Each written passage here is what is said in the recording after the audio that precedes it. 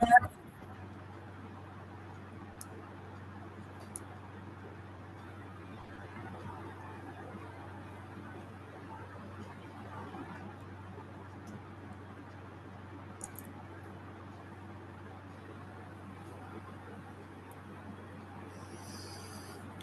And welcome all of you ओकुलशाला के इस प्लेटफॉर्म पर फिर से आपका स्वागत करती हूँ।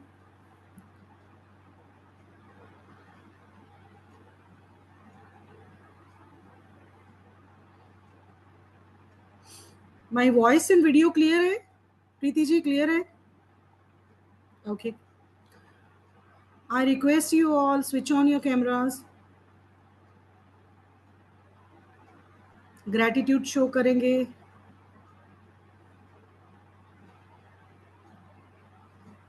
थैंक यू अबीर जी, थैंक यू प्रीति जी। जल्दी कीजिए, जल्दी, फिर हम क्लास को शुरू करते हैं। गुड, वेरी गुड गीता जी।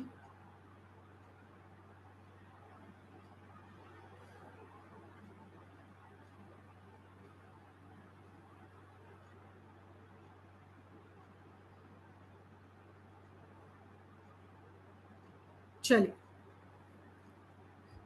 आज हम इस क्लास में एक नया टॉपिक आपके सामने मैं लेकर आई हूँ। आई थिंक आप हो सकता है अवेयर भी हों इस चीज़ से लेकर, लेकिन हो सकता है जानने के बाद भी हम कई बार ऐसी चीज़ों को अनदेखा कर देते हैं, उनकी वैल्यू को हम देख नहीं पाते हैं।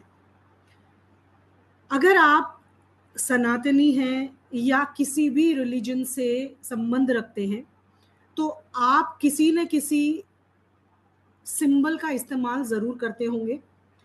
क्या होते हैं सिंबल्स? का मतलब क्या होता है? एक्चुअली हमारी आंखें जिस चीज़ को देखती हैं उसको कॉन्शियस और सबकॉन्शियस अलाइनमेंट में लेकर आपके मन और मस्तिष्क पर उसका गहरा प्रभाव डालती है।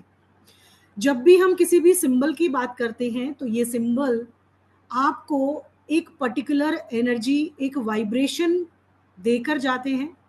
किसी भी सिंबल की बात ले लीजिए, हमारे ऑस्पिशियस सिंबल में अगर बात करें तो हर धर्म का अपना एक सिंबल होता है।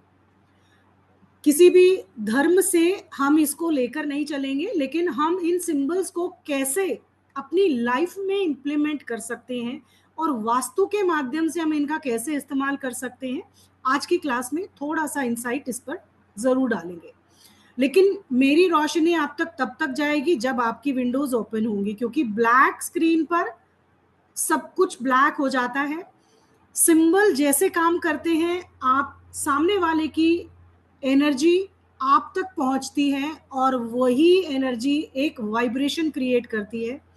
किसी भी सिंबल को, किसी भी चिन्ह को या किसी भी वस्तु को जब हम आंखों से देखते हैं तो सबकॉन्शियसली उसके तरफ हम अट्रैक्ट हो जाते हैं और बहुत ज्यादा समय तक उसको याद रखते हैं। आपने देखा होगा, जब रेडियो पर आप कोई भी बात सुनते हो तो वो हमें ज्यादा दिनों तक याद नहीं रहती, लेकिन अगर वही बात पिक्चराइजेशन होके उसकी फोटो, कोई बात नहीं Supriya Kumar ji, it's okay for you. जब भी कोई फोटो या मूवीज आप देखते हो तो उसमें आप देख पाते हो कि वो विजन, वो उनकी छाप हमारे मन में, हमारे मस्तिष्क में बड़े अच्छे से गहरी बहुत टाइम तक रह जाती है। तो इसका सीधा संबंध होता है कि हम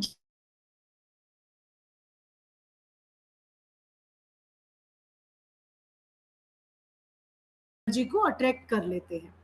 अब यहाँ पर हम जिन जिन सिंबल की बात करने वाले हैं वो सिंबल आप दिन रात यूज करते हो, क्योंकि हम सब सनातनी हैं। हम हिंदू अपने धर्म में, चाहे वो जैन धर्म हो, इसमें बौद्ध धर्म हो, चाहे आप हिंदू धर्म से बिलोंग करते हो, चाहे सिख धर्म से बिलोंग करते हो, हर धर्म का अपना एक ऑस्पिशियस सिंबल होता है। और ऑस्पिशियसनेस तब बढ़ जाती है जब आप उनको बार बार देखते हो, उस एनर्जी को ड्रॉ करते हो और उसका इस्तेमाल अपनी लाइफ में शुरू करते हो।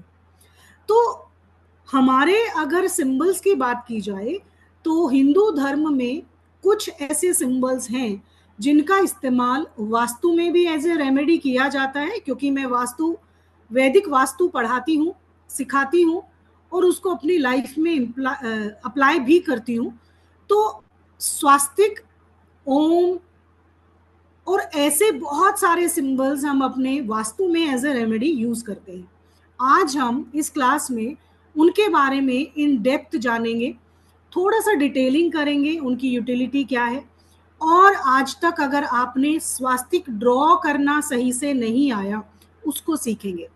लेकिन स्वास्तिक की एनर्जी की मैं बता दूं, वो तभी पहुंचती है जब आपके अंदर एक भाव होता है, एक ग्रैटिट्यूड होता है अपने गुरु के प्रति, अपने शिक्षा के प्रति, और कुछ भी अचीव करने के लिए जब यूनिवर्स से आप कुछ मांगते हैं उसके प्रति।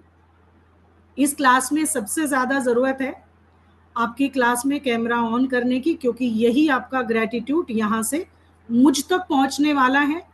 आपका एक पेन ही नहीं लग रहा है यहाँ पर कभी भी। ये मैं देखिए पर्सनल उस पर बता रही हूँ, as a mentor, as a teacher मैं ये बताना चाहूंगी कि कभी भी किसी के ज्ञान को फ्री में मत लीजिएगा। ज्ञान को क्या मतलब, प्रकृति से एक कण भी फ्री में अगर लेते हो तो उसका 4 गुना आपको देना पड़ता है किसी न किसी फॉर्म में। तो कई बार पैसा ही सब कुछ नहीं होता, कई बार आपका भाव, आपका ग्रेटिट्यूड, सामने वाले की एक जो दक्षिणा होती है वो चली जाती है। तो समझिए इस बात को। आप यहाँ सीखने बैठे हैं, मैं यहाँ सिखाने बैठी हूँ, किसी का 1 रुपया नहीं लग रहा है, लेकिन इस ज्ञान को और आज इतने पवित्र चीजों को हम सीख रहे हैं, तो उसकी एनर्जी आप तक मैं पहुंचा सकूं, तो मुझे भी आपको देखना बहुत जरूरी है। Thank you so much all of you, thank you.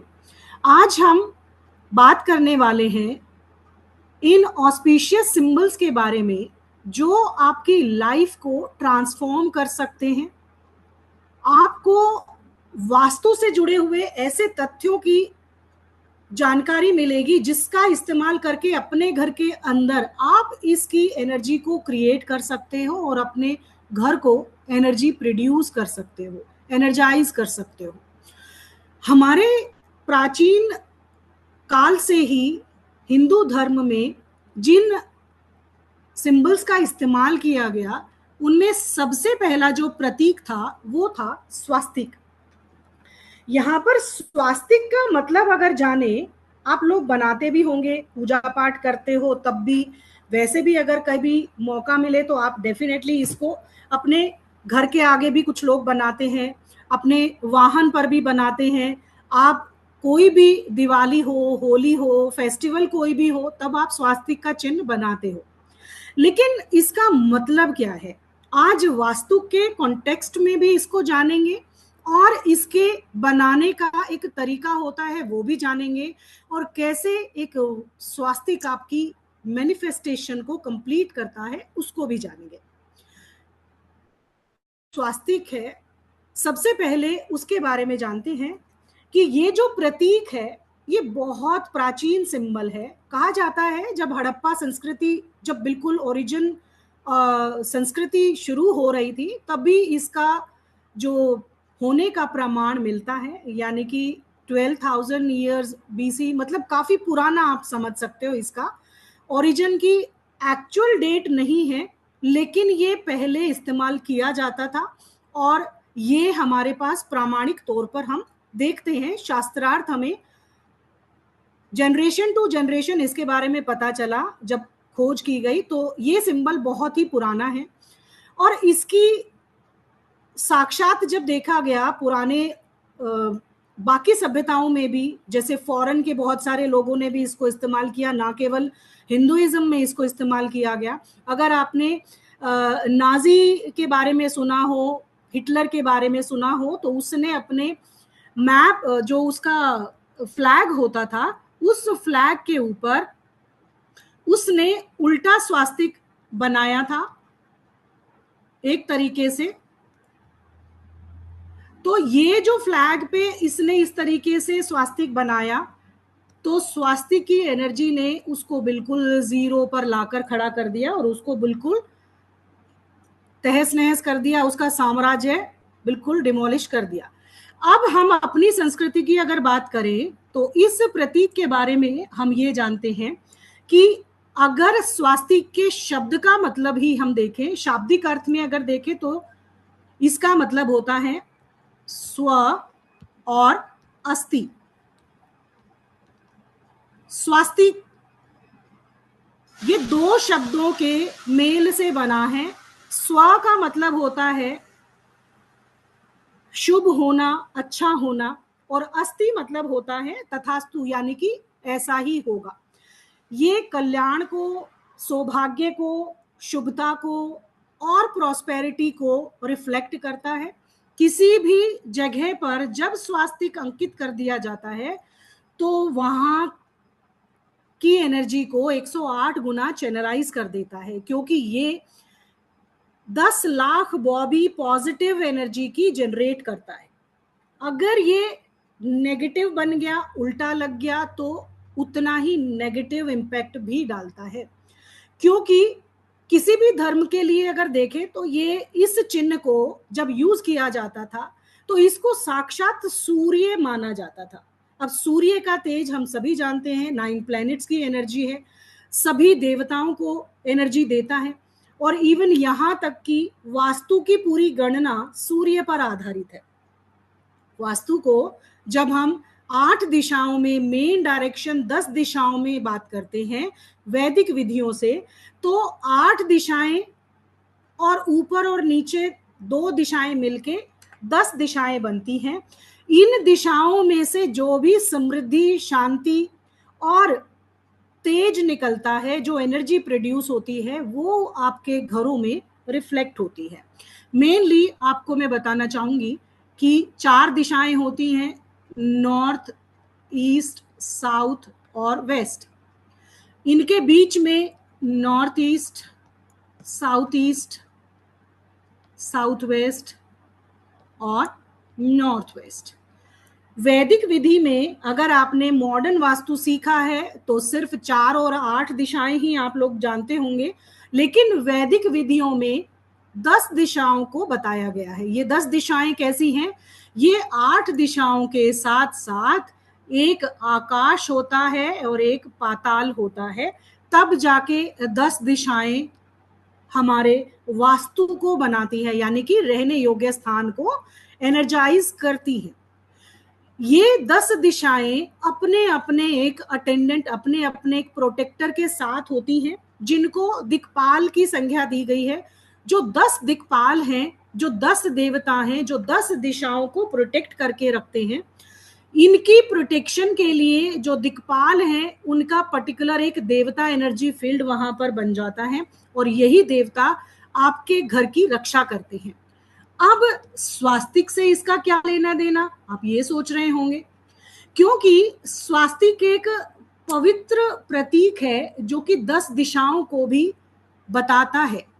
स्वास्तिक में जो 4 रेखाएं हैं, जो 4 आप डायरेक्शंस देखते हो, इसमें ये जो 4 रेखाएं हैं, ये 4 पुरुषार्थ को दर्शाती हैं। 4 पुरुषार्थ कौन से होंगे आपके? धर्म, अर्थ, काम, मोक्ष। ये 4 पुरुषार्थ के लिए ही व्यक्ति जन्म से मृत्यु तक सारे काम करता है। इसी के लिए ही शायद आज आप मुझसे भी जुड़े हैं, ये पुरुषार्थ हैं।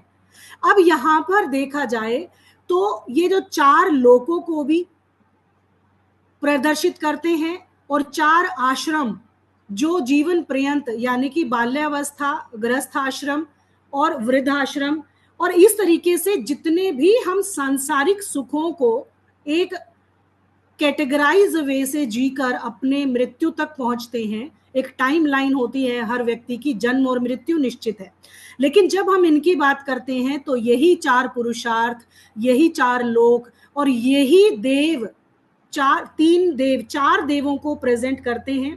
3 तो मेन देव हो गए, ब्रह्मा, विष्णु, महेश, जो एक सृष्टि को क्रिएट करते हैं, एक पालन करते हैं और एक डिस्ट्रॉय करते हैं।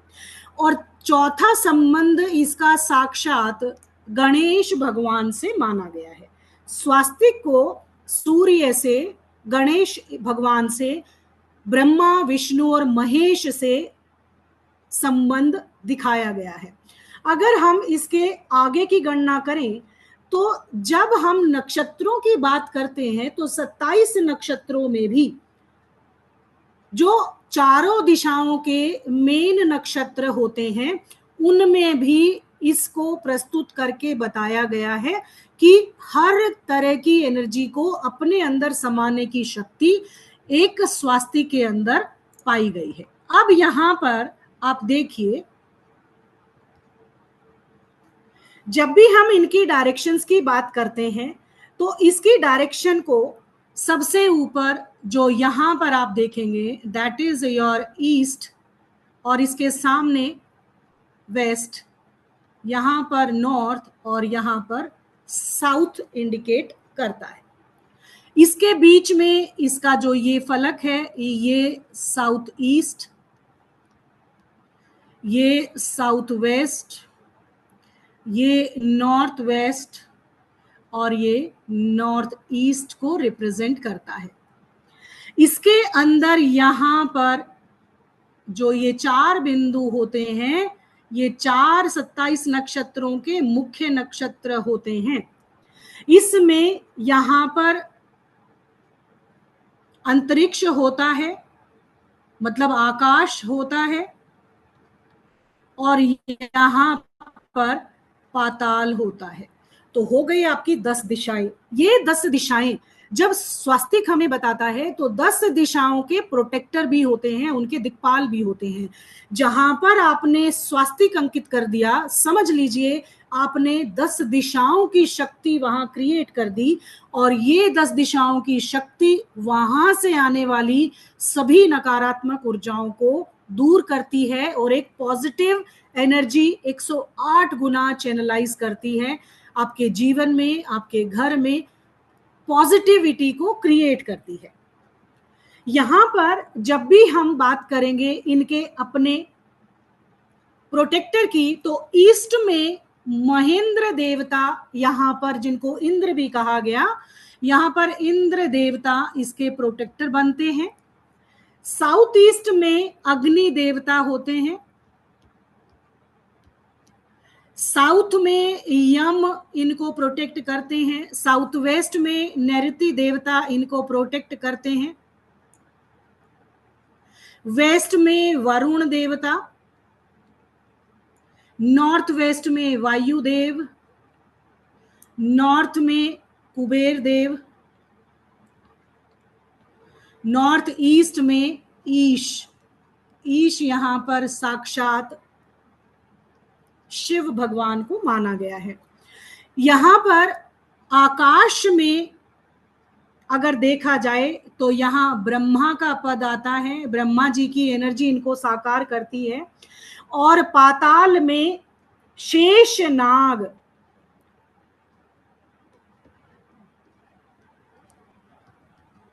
पाताल में जमीन के नीचे सांप रहते हैं ना, स्नेक्स रहते हैं, पाताल लोक में वासुकी नाग विराजमान है और पाताल लोक में ही शेष नाग विराजमान है। तो जब हम 10 दिशाओं की बात करते हैं तो स्वास्तिक अपने आप में इन 10 दिशाओं के प्रोटेक्टर के साथ बैठता है। जहां पर भी आप स्वास्तिक को अंकित कर देते हो, आप इसको अन्यथा ना ले, क्योंकि अपने घर में आपने चाहे दरवाजे के बाहर बनाया है, चाहे अपने वाहन पर बनाया है, चाहे आपने फ्लोर पर बनाया है, एक चीज का हमेशा ध्यान रखिए, स्वास्तिक अगर आप सगुण में बना देते हो, सगुण मतलब जब भी स्वास्तिक शुभता के लिए बनाए तो चंद्र स्वर के अर्थ और वाटर एलिमेंट में ही बनाया जाए तो बहुत अच्छे परिणाम देता है। और अगर कोई भी नकारात्मक ऊर्जा को दूर करने के लिए, एनर्जी को चैनलाइज करने के लिए अगर आप स्वास्तिक बनाते हो तो उसको सूर्य स्वर के अर्थ या वाटर एलिमेंट में बनाना चाहिए।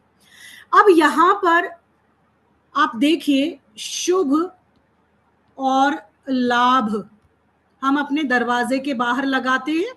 शुभ और लाभ ये गणेश भगवान के पुत्र हैं, इसीलिए इसका सीधा संबंध, जब हमने बात की वास्तु में जब दिशाओं का निर्धारण किया जाता है तो हम सूर्य की धारणा पर ही काम करते हैं।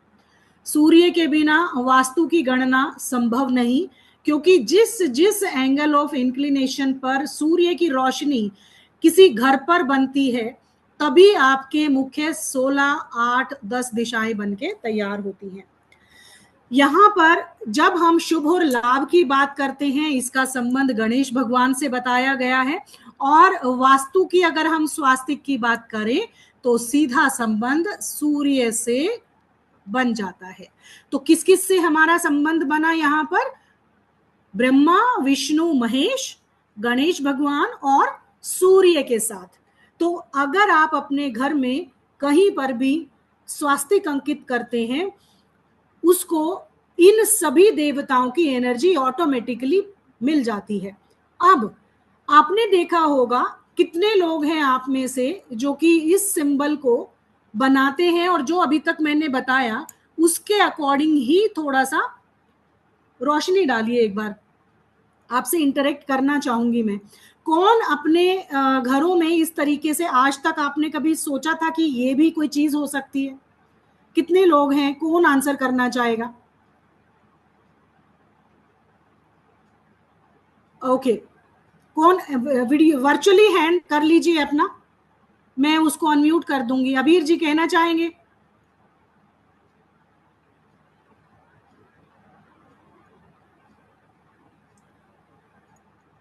हेलो।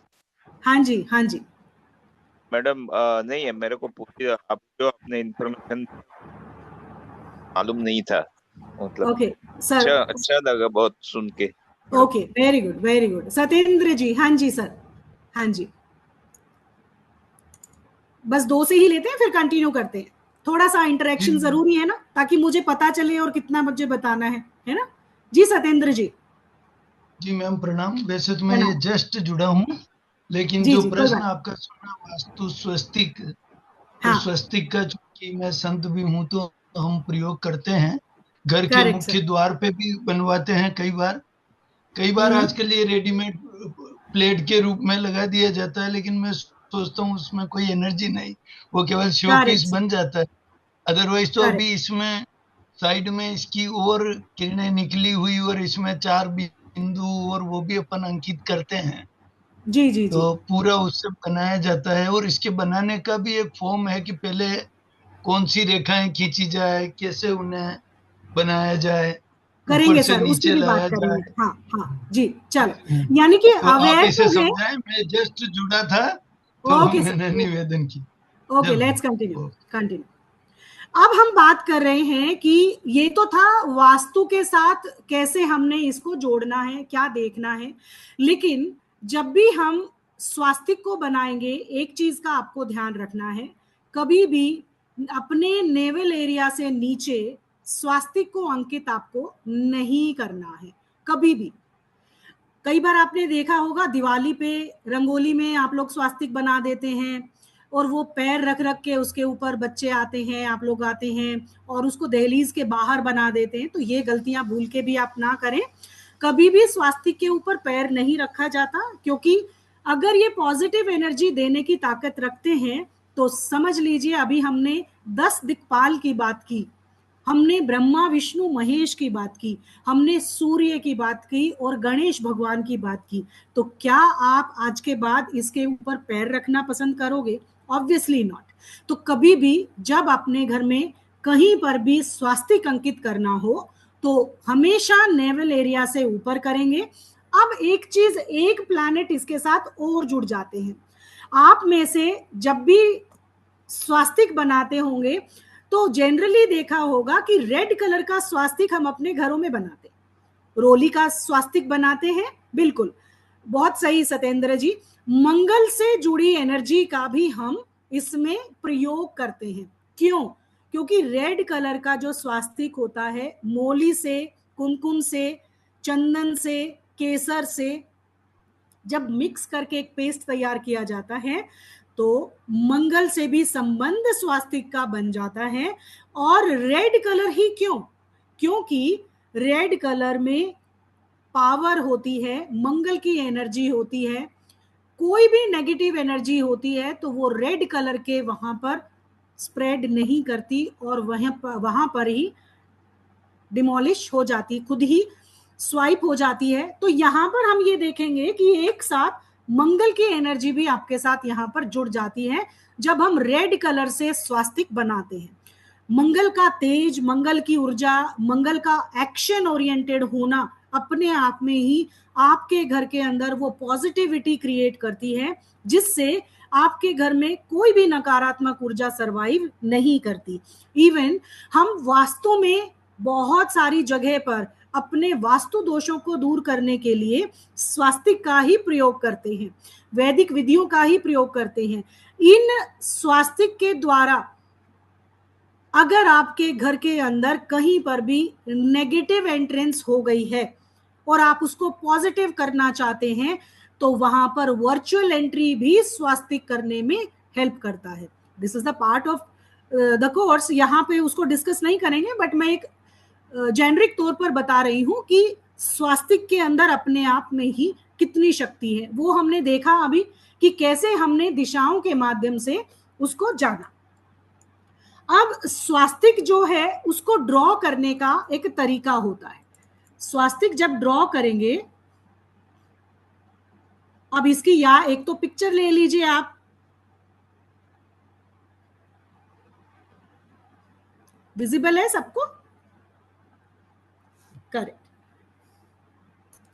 यहां पर स्वास्तिक जब प्राचीन काल में जब स्वास्तिक बनाया गया, द्वापर, त्रेता और सतयुग में ये स्वास्तिक किस तरीके से बनाया जाता था आज उसके बारे में सीखेंगे। और इसके बारे में सिर्फ 1 से 2% लोग ही जानते हैं। लेकिन आप में से कितने होना चाहते हैं उन 1 से 2% में? सभी होना चाहते हैं तो ध्यान से लिखिए। मैं नंबर बोलूंगी, उन नंबर को आपको नोट करना है कि किससे किसको कनेक्शन करते जाना है। ठीक है, पिक्चर ये आपके सामने है, मैं भी यहां ड्रॉ करूंगी, बट आपको अपने अकॉर्डिंग भी इसको ड्रॉ करना है।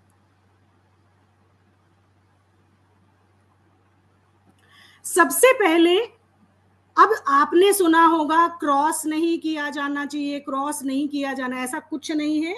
अपने अपने हर रेखा अपने आप में कुछ कहती है। इसमें ये बिंदु हैं, ये 4 दिशाएं हैं, 27 नक्षत्र हैं। लोक परलोक को, 4 दिशाओं को, ब्रह्मा विष्णु महेश को, 10 दिक्पाल को रिप्रेजेंट करने वाली, ऐसा कभी कुछ नहीं हो सकता कि इनको क्रॉस कर दिया तो वो प्रॉब्लम में आ गए। अब इसका बनाने का तरीका है, सीक्वेंस लिखना है आपको। सबसे पहले जो होगा 1 से 2 तक की लाइन, यानी कि अपवर्ड बढ़ाना चाहिए। सबसे पहले अपवर्ड, ब्रीथ होल्ड करेंगे। पहले तो अपने स्वर को चेक करिए कौन सा स्वर चल रहा है, यानी कि कौन सा नॉस्ट्रिल आपका चल रहा है। लेफ्ट है, अर्थ और वाटर एलिमेंट है तो बहुत अच्छा है। किसी किसी का नहीं है तो चलिए एक बार पहले बताइए किसका चंद्र स्वर किसका चल रहा है। वीडियो ऑन करेंगे तो मुझे दिखाई देंगे।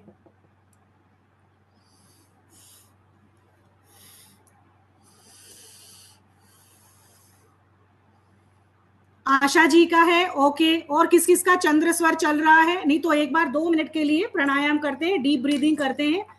हम एक शुभता के लिए इसको क्रिएट करेंगे। तो राइट नोस्ट्रिल को बंद करिए और डीप ब्रीदिंग करिए ताकि आपका चंद्र स्वर एक्टिव हो जाए।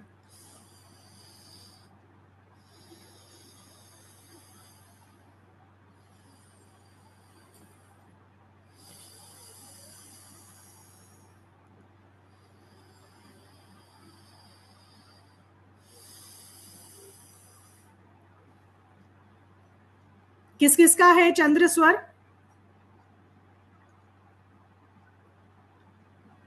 आया नहीं? Okay, very good. Shipra ji का है, मोना जी का है, ओके, आशा जी का भी है।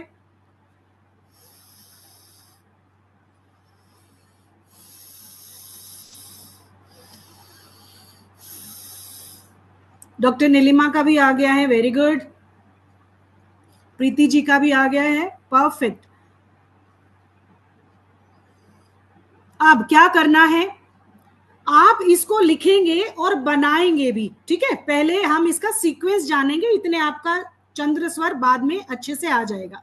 फिर लास्ट में एक बार जहां पर आपने ये लिखा है उसके साथ में जो स्वर एक्टिव है उस स्वर से पेन उठाएंगे ब्रीथ होल्ड करते हुए, और उस पेन को फिर बेशक दूसरे को दे सकते हैं, मतलब पॉइंट रखेंगे, फिर राइट हैंड में जो आपका एक्टिव हैंड है उससे आप उसको ड्रॉ करेंगे। ठीक है, सबसे पहले लिखिए, सीक्वेंस लिखिए।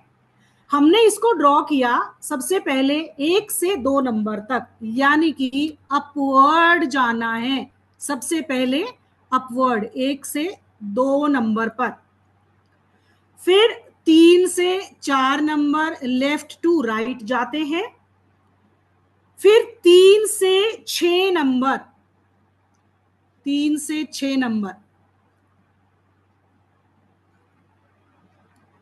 फिर 5 to 1 नंबर,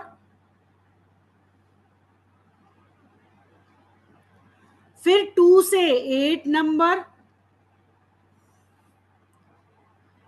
फिर 7 से लेकर 4 नंबर। ये आपका मेन सीक्वेंस रहेगा बनने के लिए। फिर 9 से 5 को कनेक्ट करेंगे,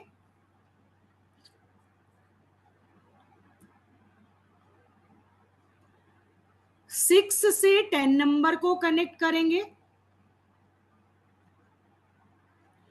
12 से 7 को कनेक्ट करेंगे और 8 से 11 को कनेक्ट करेंगे।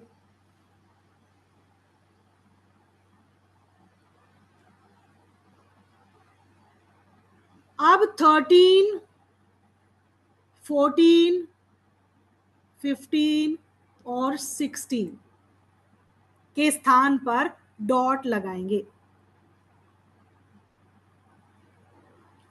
सही और शुद्ध तरीके से सात्विक विधि स्वास्तिक बनाने की यही बताई गई है, जो कि तंत्र शास्त्र में, मंत्र शास्त्र में और वेद पुराणों में बताई गई है, जो त्रेता द्वापर और सतयुग में भी इसी तरीके से इसको बनाया जाता था। अब रील में बहुत सारे कुछ भी बना देते हैं, हम भी आज तक ऐसे ही करते रहे, लेकिन थोड़ा सा जब अपनी पर्सनल उसके लिए बनाए तो जरूर इस तरीके से बनाकर अपने आज के बाद जब भी बनाए तो इस सीक्वेंस को आगे रखिए, ब्रीथ होल्ड करें और अब एक स्वास्तिक अंकित करेंगे। जहां पर आपने सीक्वेंस रखा, दोबारा से मैं रिपीट करूंगी, आपको रह गया है जिसका वो लिख सकते हैं और वैसे ही बनाने की कोशिश करेंगे। ठीक है,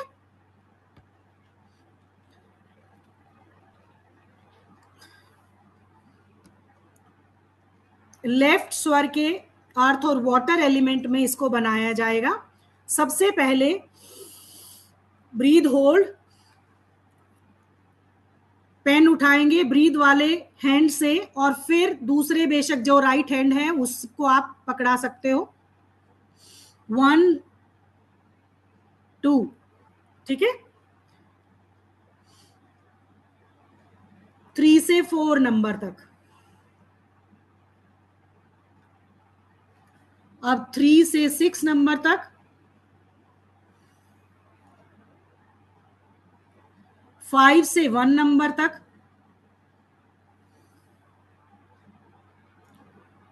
2 से 8 नंबर और 7 से 4 नंबर अपवर्ड। आपने इसमें नोटिस किया कि हम कभी भी डाउनवर्ड नहीं जा रहे हैं और राइट टू लेफ्ट नहीं जा रहे हैं, हमेशा अपवर्ड बढ़ते हैं और लेफ्ट टू राइट जाते हैं। ठीक है, अब यहां पर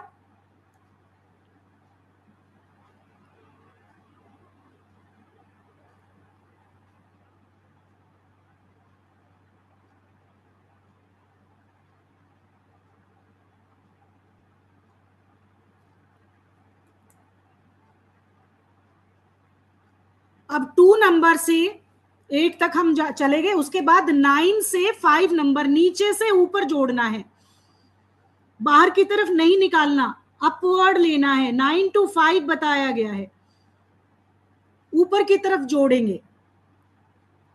ऐसे ही 6 और 10 को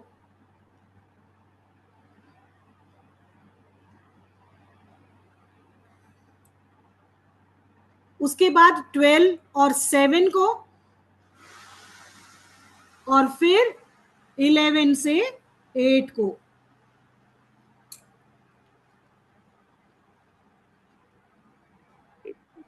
थर्टीन, 14, 15, 16 डॉट्स लगाएंगे।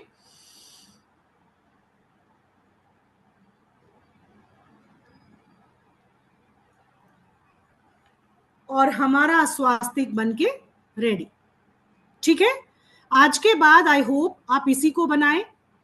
इसकी एनर्जी हम वास्तु में भी इस्तेमाल करते हैं, अपने घर के दरवाजे के बाहर बनाइए। इसको कहाँ कहाँ बना सकते हैं? रेड कलर का इस्तेमाल करिए। इसके अंदर कुमकुम, केसर, चंदन और गंगा जल मिला के या रोज वाटर मिला के अपने घर के दरवाजे के दोनों तरफ अंकित करिए।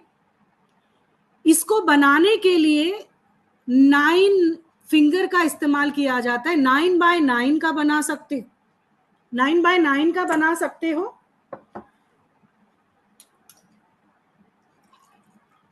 और मुख्य दरवाजे के बिल्कुल सेंटर में आपको ओम बनाना चाहिए। ठीक है, ये जो ऑस्पिशियस सिंबल की बात कर रहे हैं, ये अपने आप में ही एक मैजिक एनर्जी फ्लो क्रिएट करते हैं आपके एनवायरनमेंट में। आपने बेशक बाहरी दीवारों पर इनको बनाया, लेकिन जब सूर्य की रोशनी इन पर पड़ती है आपकी दीवारों के ऊपर, तो इनके अंदर जो एनर्जी पास थ्रू होती है वो डायरेक्ट आपके घर के अंदर प्रवेश करती है और आपके घर में एक एनर्जी फ्लो, एक पॉजिटिव एनर्जी का संचार होता है, जिससे आपके सारे काम शुभता के साथ बनने लगते हैं। ठीक है, अब हम दूसरे सिंबल की तरफ बढ़ते हैं,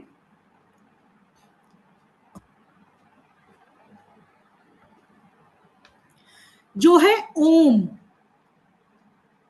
ओम के बारे में आप सभी जानते होंगे, मेडिटेशन भी करते होंगे, बहुत सारी चीजें आपके सामने आप देखते सुनते भी होंगे। ओम जो है, कहा जाता है कि ओम की ध्वनि से ही पूरे संसार, पूरी सृष्टि का सृजन हुआ। जब भी हम ओम बोलते हैं, अगर आपने स्वर और व्यंजन हिंदी में पढ़े हैं, तो जब भी हम स्वरों की बात करते हैं तो उनको बोलने में बहुत कम टाइम लगता है, लेकिन जो ओम है वो किसी भी स्वर से 3 गुना टाइम लेकर बोला जाता है, प्रोनाउंस किया जाता है, उच्चारित किया जाता है। अब यहाँ पर जिस ओम की बात कर रहे हैं, ये ओम पूरी सृष्टि के सृजन की बात करता है, क्योंकि इसका सीधा संबंध ब्रह्मा, विष्णु, महेश तीनों से जोड़ा गया है। जो आपके तीनों लोक हैं उनसे जोड़ा गया है। और यहाँ पर अगर आगे देखें तो इसका संबंध किसी भी सृजन से होता है। अब जरूरी नहीं है कि ये सिर्फ हिंदू धर्म में भी होता है, सिख धर्म में भी एक ओमकार की बात करी गई है। ये एकमात्र ध्वनि जब सृष्टि का आरंभ हो रहा था तो भगवान शिव के जो ओमकार, जो उनका बीज मंत्र है, उससे प्रज्वलित हुई एक ध्वनि से ही सारी सृष्टि का प्रादुर्भाव हुआ, सृजन हुआ, जिसमें ब्रह्मा जी का काफी सहयोग रहा। उन्होंने इस ध्वनि से ही सारी सृष्टि को रचा था। अब अगर इसके बारे में और गहन जानते हैं तो ये जो सृष्टि का सिंबल है, ये 3, ये जो लिखने में भी आता है अ, ओ, म, मैंने बताया कि जब हम इसको प्रोनाउंस करते हैं तो इसको हमेशा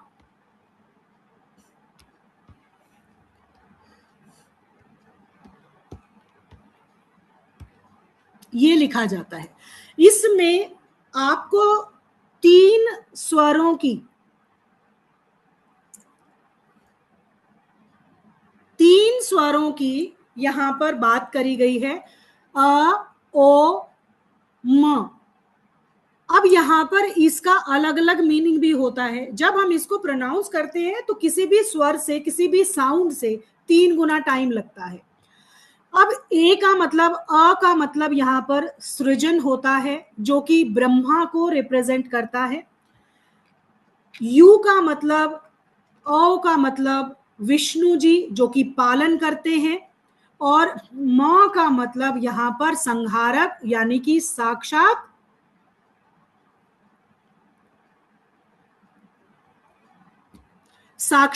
संहारक हैं, विनाशक हैं और शिव को रिप्रेजेंट करते हैं। यानी कि ब्रह्मा विष्णु महेश जब तीन सृजन करता, तीनों ही पालन करता और तीनों ही संहारक एक दूसरे को हेल्प करते हैं, तो यहाँ की एनर्जी अपने आप में ही एक पॉजिटिव हो जाती है। वैदिक वास्तु में जब भी हम किसी भी जगह की नेगेटिव एनर्जी को दूर करते हैं तो ओम की ध्वनि चलाकर, एक ओमकार की ध्वनि से या अपने बीज मंत्रों से जब ध्वनि के माध्यम से कहीं की एनर्जी को रिमूव करते हैं तो आपके एयर एलिमेंट को और आपके स्पेस एलिमेंट को पॉजिटिव करती है, जिससे आपके सराउंडिंग में सारी नेगेटिव एनर्जी दूर हो जाती है। अब यहां पर ओम का सीधा संबंध लीजिए, पूरे यूनिवर्स का संबंध ओम से बनाया गया है, क्योंकि इसी से ही पूरी सृष्टि बनी है। ओम में जब तीनों ब्रह्मा विष्णु और महेश पूरे यूनिवर्स को साथ लेकर चलते हैं तो इसी से ही पंच तत्वों का प्रादुर्भाव होता है। पंच तत्व स्पेस, एयर, वाटर, फायर और अर्थ, ये पांच तत्व जब एक साथ कहीं मिलते हैं तभी कहीं जाकर कोई भी सृजन होता है, किसी सृष्टि का एक नया जन्म होता है। तो ओम इनके बीच में बहुत बड़ा रोल प्ले करता है, जिससे कि क्रिएशन करने में हेल्प होती है।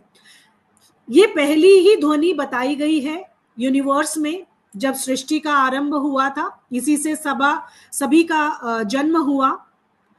ये आपके आज्ञा चक्र को रिप्रेजेंट करता है। जब आप मेडिटेशन की ऐसी स्टेट में होते हो कि आप अपना पूरा फोकस अपने शरीर से निकलकर पूरा फोकस अपने आज्ञा चक्र पर और सहस्त्रार चक्र तक की जो स्टेट ऑफ मेडिटेशन होती है, उसमें जाने का भी एकमात्र माध्यम ओम बन जाता है और आप उस एक ओमकार में अपने पूरे व्यक्तित्व को, अपने पूरी पर्सनालिटी को, पूरे कॉन्शियसनेस को उसके अंदर जोड़ देते हो, जिससे एक नई अनुभूति आपको मिलती है, सेंस ऑफ रिलैक्सेशन होता है।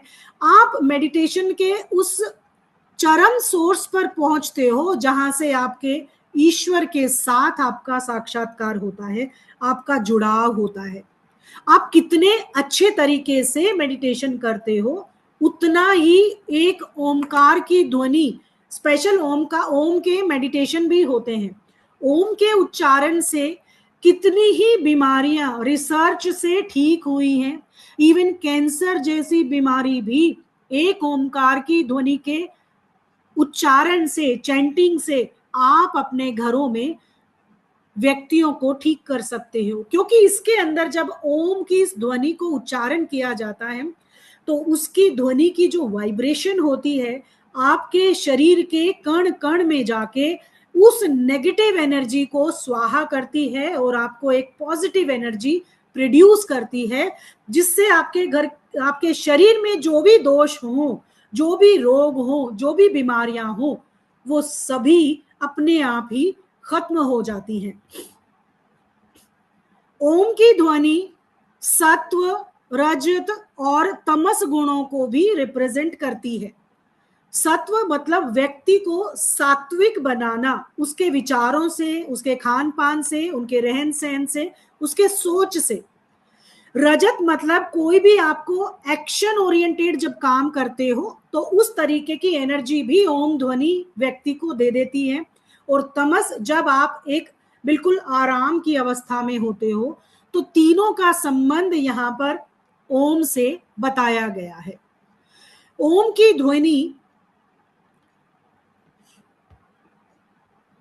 चेतना के उस संसार में व्यक्ति को लेकर जाता है जो ब्रह्मांड के अंदर उसके कॉन्शियस सबकॉन्शियस अलाइनमेंट में उस व्यक्ति के अंदर एक नई रोशनी, एक नई चेतना प्रोड्यूस करता है, जिससे कि व्यक्ति अपने इस जीवन में आने के जो भी उसके पर्पस हैं उसको पूरा करने में हेल्प मिलती है। कभी आपको ओम मेडिटेशन करने का मौका मिले तो जरूर करिएगा, क्योंकि जो यहाँ पर चेतना और विज्ञान की बात कर रहे हैं, यानी कि एक वैज्ञानिक दृष्टिकोण से भी देखेंगे तो ये जो ब्रह्मांडीय ऊर्जाएं हैं, ये ध्वनि है, एक वाइब्रेशन क्रिएट करती हैं, जो कि आपके पास्ट, प्रेजेंट और फ्यूचर में होने वाले जितने भी आपके विचार हैं, आपके मन स्मृतियां हैं, आपके विचार हैं, आपके पुराने ख्याल हैं, आप सोच सोच के उनसे प्रभावित होते हो, तो उन सबको कंट्रोल करने की पावर आपके अंदर जनरेट करता है। ये ईश्वर भी है, ये ईश्वर भी माना गया है, ब्रह्मा भी है, और ज्ञान का प्रतीक भी ओम को माना गया है। इसे वेदों का सार माना गया है और ये सभी मंत्रों का बीज मंत्र भी माना गया है। ओम अपने आप में ही संपूर्ण है, जो कि चेतना के उस स्तर तक व्यक्ति को ले जाता है जिससे व्यक्ति अपने ईश्वर, अपने काम, अपने मोक्ष की प्राप्ति करने में, अपने शरीर पर, अपने मन पर, इंद्रियों पर कंट्रोल करने में उसकी हेल्प करता है। यहां पर वैज्ञानिक दृष्टिकोण से भी देखे, साइंटिफिकली भी देखा जाए तो यहां पर चैंटिंग आपके नर्व सिस्टम पर इंपैक्ट डालता है, जिससे कि आपके नर्व्स के अंदर जो ब्लड फ्लो है, जो एक स्टिमुलेशन क्रिएट होता है, वो सिस्टम एक जनरेट करता है, जिससे कि आपको डिप्रेशन और एपिलेप्सी जैसी बीमारियों का भी क्योर करने में, समाधान करने में हेल्प करता है। जिसको भी अगर डिप्रेशन की प्रॉब्लम होती है उनको जरूर ओम की मेडिटेशन जरूर करना चाहिए।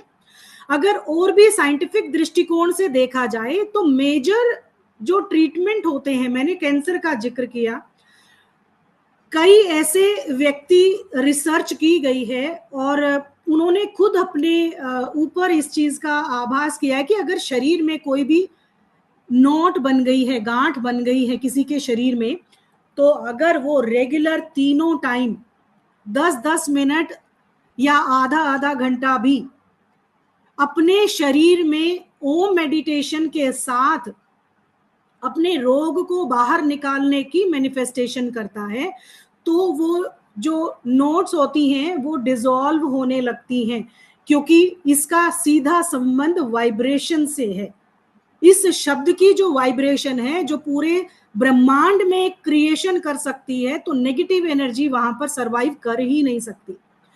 तो यहाँ पर जो ओम है वो चेतना की 3 अवस्थाओं को भी रिप्रेजेंट करता है, यानी कि ओवेकिंग स्टेट होती है, यानी कि जब व्यक्ति जागृत अवस्था में होता है, अपने कॉन्शियस माइंड के साथ काम करता है। अब मैं और आप यहाँ बैठे अपने कॉन्शियस माइंड के साथ चीजों को देख रहे हैं, सुन रहे हैं, बात कर रहे हैं, अवेयर हैं हम अपने आप को लेकर। दूसरा होता है ड्रीमिंग स्टेट के लिए, यानी कि जब व्यक्ति सो चुका है और अपने सपनों के माध्यम से, ड्रीम के माध्यम से किसी न किसी लोक में, किसी परिस्थिति में, किसी घटना में अपने आप को देखता है। और दूसरा है डीप स्लीप, जब व्यक्ति बिल्कुल या तो मृत्यु के टाइम की बात कही गई है या बिल्कुल मेडिटेट की उस चरम सीमा में जब व्यक्ति का अपने शरीर के साथ संबंध कट जाता है। तो ये तीनों चेतनाएं, तीनों अवस्थाएं ओम को रिप्रेजेंट करती हैं। अगर आप अपने कॉन्शियस, सबकॉन्शियस और उस चेतना के स्वर को पाना चाहते हैं तो डेफिनेटली आपको ओम का सहारा लेना चाहिए और 5 मिनट ही सही अपने आप को ओम को समर्पित करना चाहिए। भगवान शिव का सीधा संबंध ओम से है, क्योंकि शिव भगवान इन तीनों चेतनाओं से परे हैं, और व्यक्ति अगर ओम को समर्पित हो जाता है तो इन चेतनाओं से परे होने की उसका मार्ग ऑटोमेटिकली बनने लगता है। जो यहाँ पर ओम के बनावट की अगर बात करें तो देखिए, हर एक सिंबल अपने आप में कुछ कहता है। ये जो इसका आरंभ है, हम जब ओम लिखते हैं तो यहां से आरंभ करते हैं। ये अचेतन अवस्था है, यानी कि गहरी नींद या मृत्यु को रिप्रेजेंट करता है। जब ये घूम कर इधर आता है, उसके बाद हम यहां तक आते हैं, तो ये चेतन अवस्था में परिवर्तित होता है, यानी कि जागृत होना और 5 इंद्रियों के माध्यम से जीवन का अनुभव करना। अब हम सबका जीवन होता है, यानी कि बर्थ सबका होता है और मृत्यु सबकी होती है, ये परम सत्य है। आप एक ओमकार के लिखने से इसको भी मान सकते हो कि जो व्यक्ति मृत्यु करेगा, जिसका जन्म होगा उसकी मृत्यु भी निश्चित है, और जिसकी मृत्यु होगी उसका जन्म भी निश्चित होता है। वो डिपेंड करता है कि आपके कर्म क्या हैं। कर्म का सिद्धांत भी लागू होता है। अगर आप बिल्कुल ही, ऐसा कभी हो नहीं सकता कि अगर आपको मनुष्य जन्म मिला है और आपसे कोई पाप, कोई दुर्व्यवहार या कुछ भी ऐसा ना हो, हम भगवान तो बन नहीं सकते। तो उसके लिए चेतना और अवचेतन मन की अवस्थाओं को ओम रिप्रेजेंट करता है। यहां पर जो ये टेल इसकी बनती है, इसमें यहां बनने से जो हमारी तीसरी अवस्था निकलती है, स्वप्न, ड्रीम के अंदर जब व्यक्ति होता है, पूरी तरह से जागृत या गहरी नींद के बिना दुनिया में आपका अनुभव बताता है। ये तीनों अवस्थाएं आपको रिप्रेजेंट करती हैं।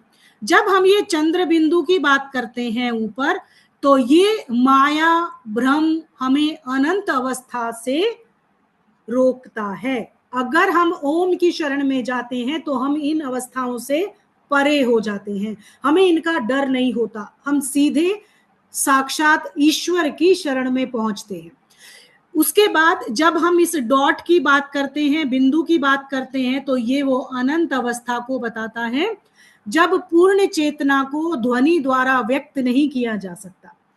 यानी कि जब व्यक्ति उस सुप्रीम स्टेट में, सहस्त्रार चक्र में अपने आप को महसूस करता है और इतना सेंस ऑफ रिलैक्सेशन उसको मिलता है, उसको हर दुख, मोह, माया, घर गृहस्थी सब कुछ उसको छोटा लगता है। तो एक ओमकार में ही सब कुछ समाहित है।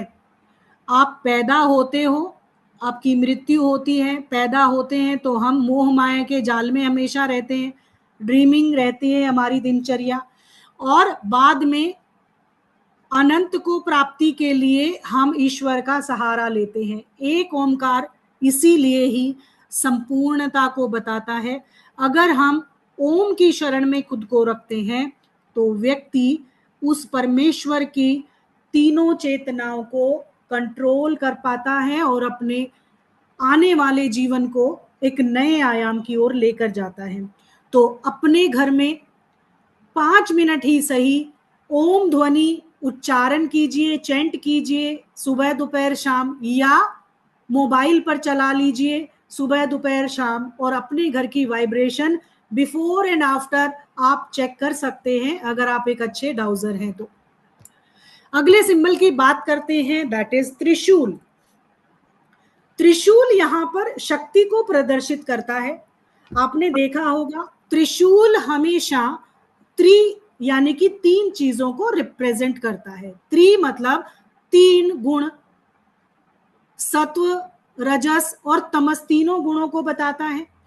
3 तरह के जो हमारे काल होते हैं, प्रेजेंट, पास्ट और फ्यूचर को बताता है। त्रिदेवों को भी त्रिशूल रिप्रेजेंट करता है, ब्रह्मा, विष्णु, महेश, और जहां पर भी 3 की बात आती है वहां त्रिशूल आता है, और जहां त्रिशूल आता है शिव भगवान हमें दिखाई देते हैं। त्रिशूल मतलब त्रिदेव मतलब ब्रह्मा, विष्णु, महेश। शिवजी पर 3 नेत्र हैं। शिवजी के कितने नेत्र हैं? 3। त्रिनेत्र कहा जाता है, त्रिकालदर्शी कहा जाता है, तीनों लोकों को जानने वाले कहा जाता है। त्रिनेत्र हैं जिनके, उनके ऊपर बेलपत्र भी चढ़ाते हो तो क्या 2 चढ़ाते हो कि 3 पत्ती वाला? 3 पत्ती वाला।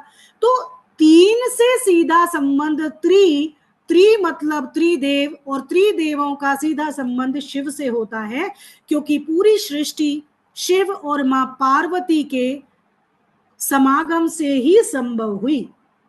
अगर आप देखेंगे कि अगर आप विष्णु पुराण पढ़ेंगे तो आपको लगता है कि विष्णु जी का जन्म पहले हुआ और शिव और ब्रह्मा जी का बाद में प्रादुर्भाव हुआ। लेकिन जब आप शिव पुराण पढ़ेंगे तब आपको लगेगा कि शिव जी ने ही ब्रह्मा और विष्णु को क्रिएट किया, उनकी हेल्प से ही बना। बट देखा जाए तो एक तरीके से जहां संहार होता है, जहां क्रांति होती है, जन्म भी वही होता है। तो अगर आप मानेंगे कि एक आपने बीज बोया, बीज आपने भूमि को खुदाई करके अंदर, यानी कि क्रांति की आपने भूमि के कण में, जमीन को खोदा है आपने, वहां एक क्रांति की है, एक संहार किया है, तब बीज डाला है। और जब बीज ऊपर उगने लगता है तब भी वो धरती का सीना चीर के बाहर अंकुरित होकर निकलता है। यही एक सृजन की प्रक्रिया है। अब यहाँ पर किसी का भी जन्म होता है तो शिव और मां पार्वती जो कि साक्षात प्रकृति का स्वरूप है, तो शिव और मां प्रकृति ने मिलकर ही ब्रह्मा का और शिव भगवान का सृजन किया। लेकिन एक दूसरे के बिना अधूरे हैं और एक दूसरे के साथ मिलकर ही ये पूरा करते हैं। अगर विष्णु भगवान को देखें तो उनके गुरु हैं शिव, और शिव भगवान विष्णु भगवान को अपना गुरु मानते हैं। तो ये ऐसी एनर्जीज हैं जो एक दूसरे से अलग इनको कर ही नहीं सकते।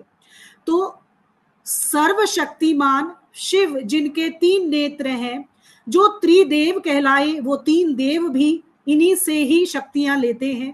पूरी सृष्टि मां पार्वती और शिव के संबंध से ही बनती है। तो ये त्रिशूल भी शिव का ही प्रतीक होता है। जहां भी नकारात्मक ऊर्जाएं होती हैं वहां पर त्रिशूल लगा देने से त्रिशक्ति वहां पर स्थापित होती है और वहां पर एक पॉजिटिविटी का निर्माण होता है।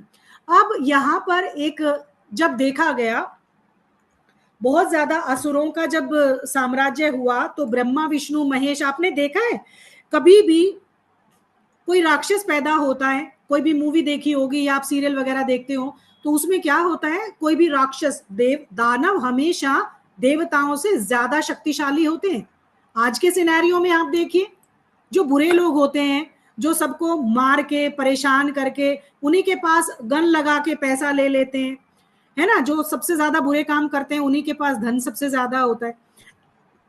यहां पर यह बताया गया कि आज भी और पहले भी जब देवता, अच्छे लोग हमेशा अच्छे गुणों के साथ होते हैं, देवता दानवों से कम शक्तिशाली माना गया है। तो इन दानवों का संहार करने के लिए त्रिदेव बहुत ही कम पड़ते हैं। इन त्रिदेवों को अगर देखा जाए तो त्रिदेवों के लिए अगर आप बात करें तो त्रिदेवों से अगर ये संहार नहीं होता तो मां दुर्गा का आविष्कार हुआ, उनका सृजन हुआ। मां पार्वती ने मां दुर्गा का स्वरूप लिया और अपने आप को शक्ति प्रदान की। अब देखिए, शिव भगवान के पास ही त्रिशूल है, विष्णु भगवान के पास सुदर्शन चक्र है और ब्रह्मा जी के पास सिर्फ कमंडल है और उनके पास लोटस है, फूल है। तो यहाँ पे त्रिदेवों की तीनों शक्तियां अलग अलग एनर्जी को रिप्रेजेंट करती हैं। लेकिन किसी का भी संहार जब किया जाता है तो देवी शक्ति का प्रादुर्भाव होता है, देवी शक्ति को ही बुलाया जाता है। आपने देखा, मां दुर्गा के पास चक्र भी है, त्रिशूल भी है, तलवार भी है, पुष्प भी है, कमंडल भी है और गदा भी है, सारे शस्त्र मां के पास हैं। तो आपने ये देखा कि सृजन का कार्य मां प्रकृति, मां पार्वती के बिना संभव नहीं हो सकता। इसीलिए त्रिदेवों का ये त्रिशूल मां शक्ति, मां दुर्गा को भी रिप्रेजेंट करता है। अब यहां पर अगर देखें तो जो त्रिशूल है, मेरी स्क्रीन विजिबल है ना सबको? ओके। यहाँ पर जो त्रिशूल है वो तीनों कालों को रिप्रेजेंट करते हैं, त्रिदेवों को रिप्रेजेंट करते हैं, तीनों गुणों को, सत्व, रजस और तमस गुण को भी रिप्रेजेंट करते हैं, और तीनों लोकों में आकाश, धरती और पाताल तीनों लोकों को भी बताते हैं। तो एकमात्र संपूर्णता का जो सिंबल है वो त्रिशूल बताया गया। आपने देखा होगा, आपको रेमेडी बताई जाती है कि दरवाजे के बाहर त्रिशक्ति का त्रिशूल लगा लो, यानी कि नीचे आप स्वास्तिक लगा दो।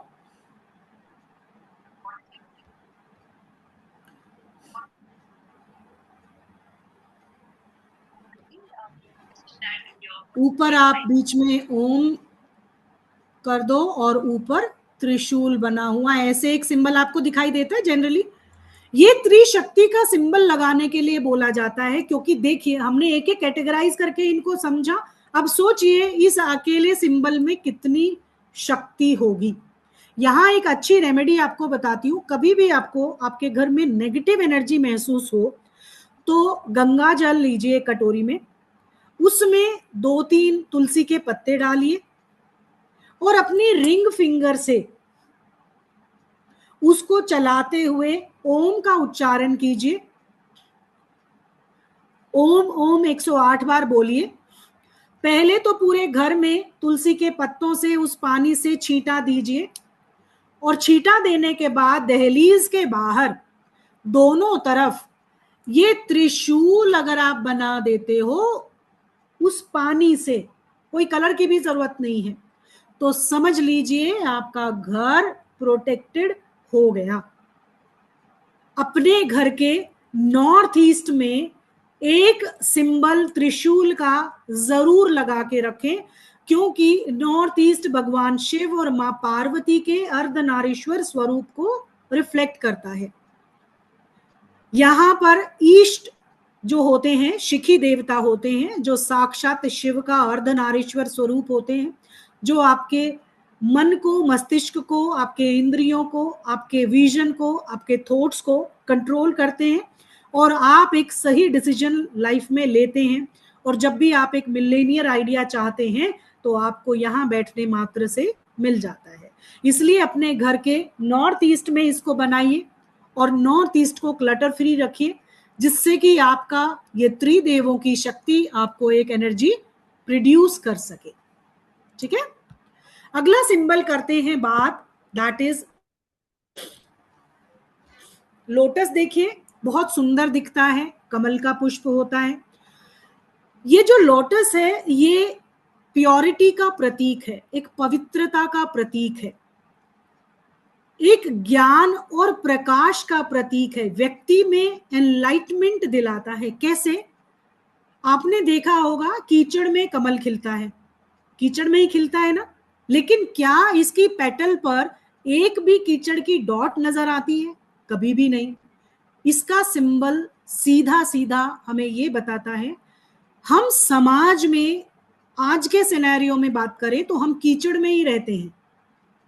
हर तरीके की मानसिकता के लोग हमारे आसपास रहते हैं, हमारी सोसाइटी में रहते हैं, लेकिन अगर आपके अंदर चुनाव करने की ताकत है कि आपको पता है अच्छा क्या है, बुरा क्या है, और इसी सोसाइटी में ही हमें रहना है और अपने आप को कमल के जैसा खिलाना है, यानी कि आपके सराउंडिंग में बहुत कुछ गलत होगा, लेकिन फिर भी आपको अपने आप को कंट्रोल करके, अपनी इंद्रियों को अपने वश में रख के, अपनी विल पावर को स्ट्रॉन्ग करके प्योरिटी की तरह अपने आप को फ्लरिश करना है, अपने आप को ग्रो करना और कमल के जैसा बनना है।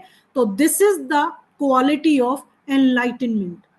आप अपने आप को उस प्रकाश, उस ज्ञान और रोशनी की तरफ लेकर जाते हो कि आप समाज के कीचड़ में भी रहते हो, फिर भी आप अलग नजरिया रखते हो। 1000 लोगों में से भी आप एक अलग ही रुतबे के, अलग ऑरा के व्यक्ति बनते हो। This is the purity of lotus. आपको भीड़ में से खास बनाने की क्वालिटी बताता है। कीचड़ में, गंदगी में से भी आपको अच्छा बनने की प्रेरणा देता है। कई बार आपने देखा है, बहुत सारे देखे होंगे कि कुछ बच्चे ऐसे होते हैं जो स्लम एरिया में रहते हैं, स्लम एरिया में रहते हैं, लेकिन आईएएस ऑफिसर अधिकारी बन जाते हैं, है ना।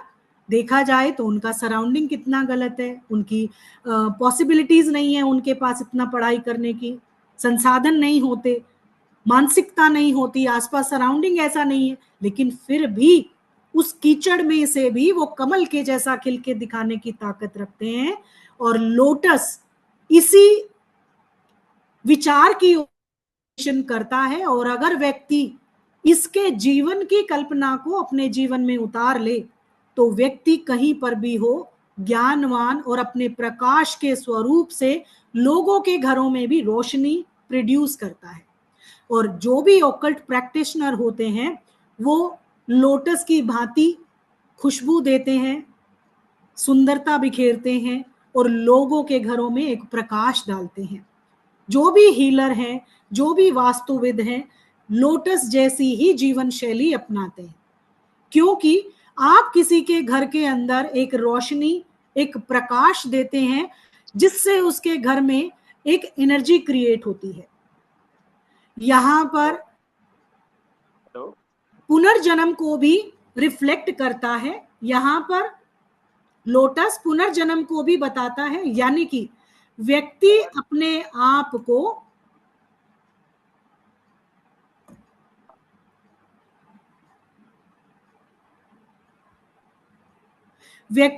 आप को किसी भी सिचुएशन में बैलेंस करता है और वो क्वालिटी निकालता है कि उसका एक तरीके से दूसरा जन्म ही संभव होता है। यहाँ पर रीबर्थ बताया गया है, यानी कि जब व्यक्ति अपने गोल को अचीव कर लेता है तो उसका पुनर्जन्म जैसा ही होता है। वो अपने उस कीचड़ के माहौल को छोड़कर अपने लिए एक नया आसमान और नई धरती का चुनाव करता है। और देखिए फूल का अपना जीवन कितना अच्छा है, अगर फूल है कीचड़ में खिल रहा है फिर भी प्योर है, इसकी क्वालिटी कितनी अमेजिंग है। और इसकी जो किस्मत है, देखिए जब चढ़ता है तो माँ लक्ष्मी के श्री चरणों में चढ़ता है, भगवान विष्णु के कंठ पे सजाया जाता है।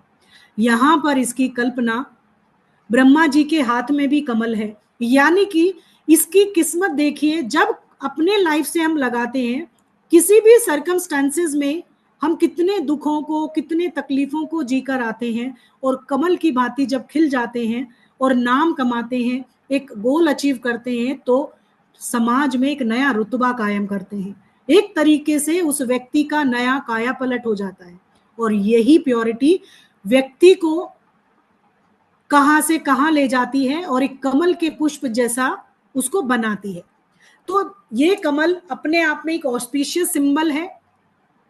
इस कमल को अगर आप अपने घर के नॉर्थ डायरेक्शन में पानी में उगा सकते हो, एक पोट में उगा सकते हो, या अपने घर के वेस्ट में W5 में वरुण के स्थान पर एक सीड डाल दो और वहां पर उगा दो, तो आपकी मैनिफेस्टेशन कंप्लीट होती हैं। जो भी आप इच्छा चाहोगे वो आपकी इच्छाएं पूरी होना शुरू हो जाती हैं। उसके बाद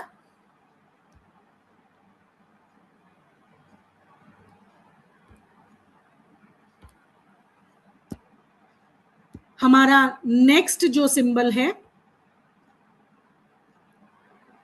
दैट इज शंख।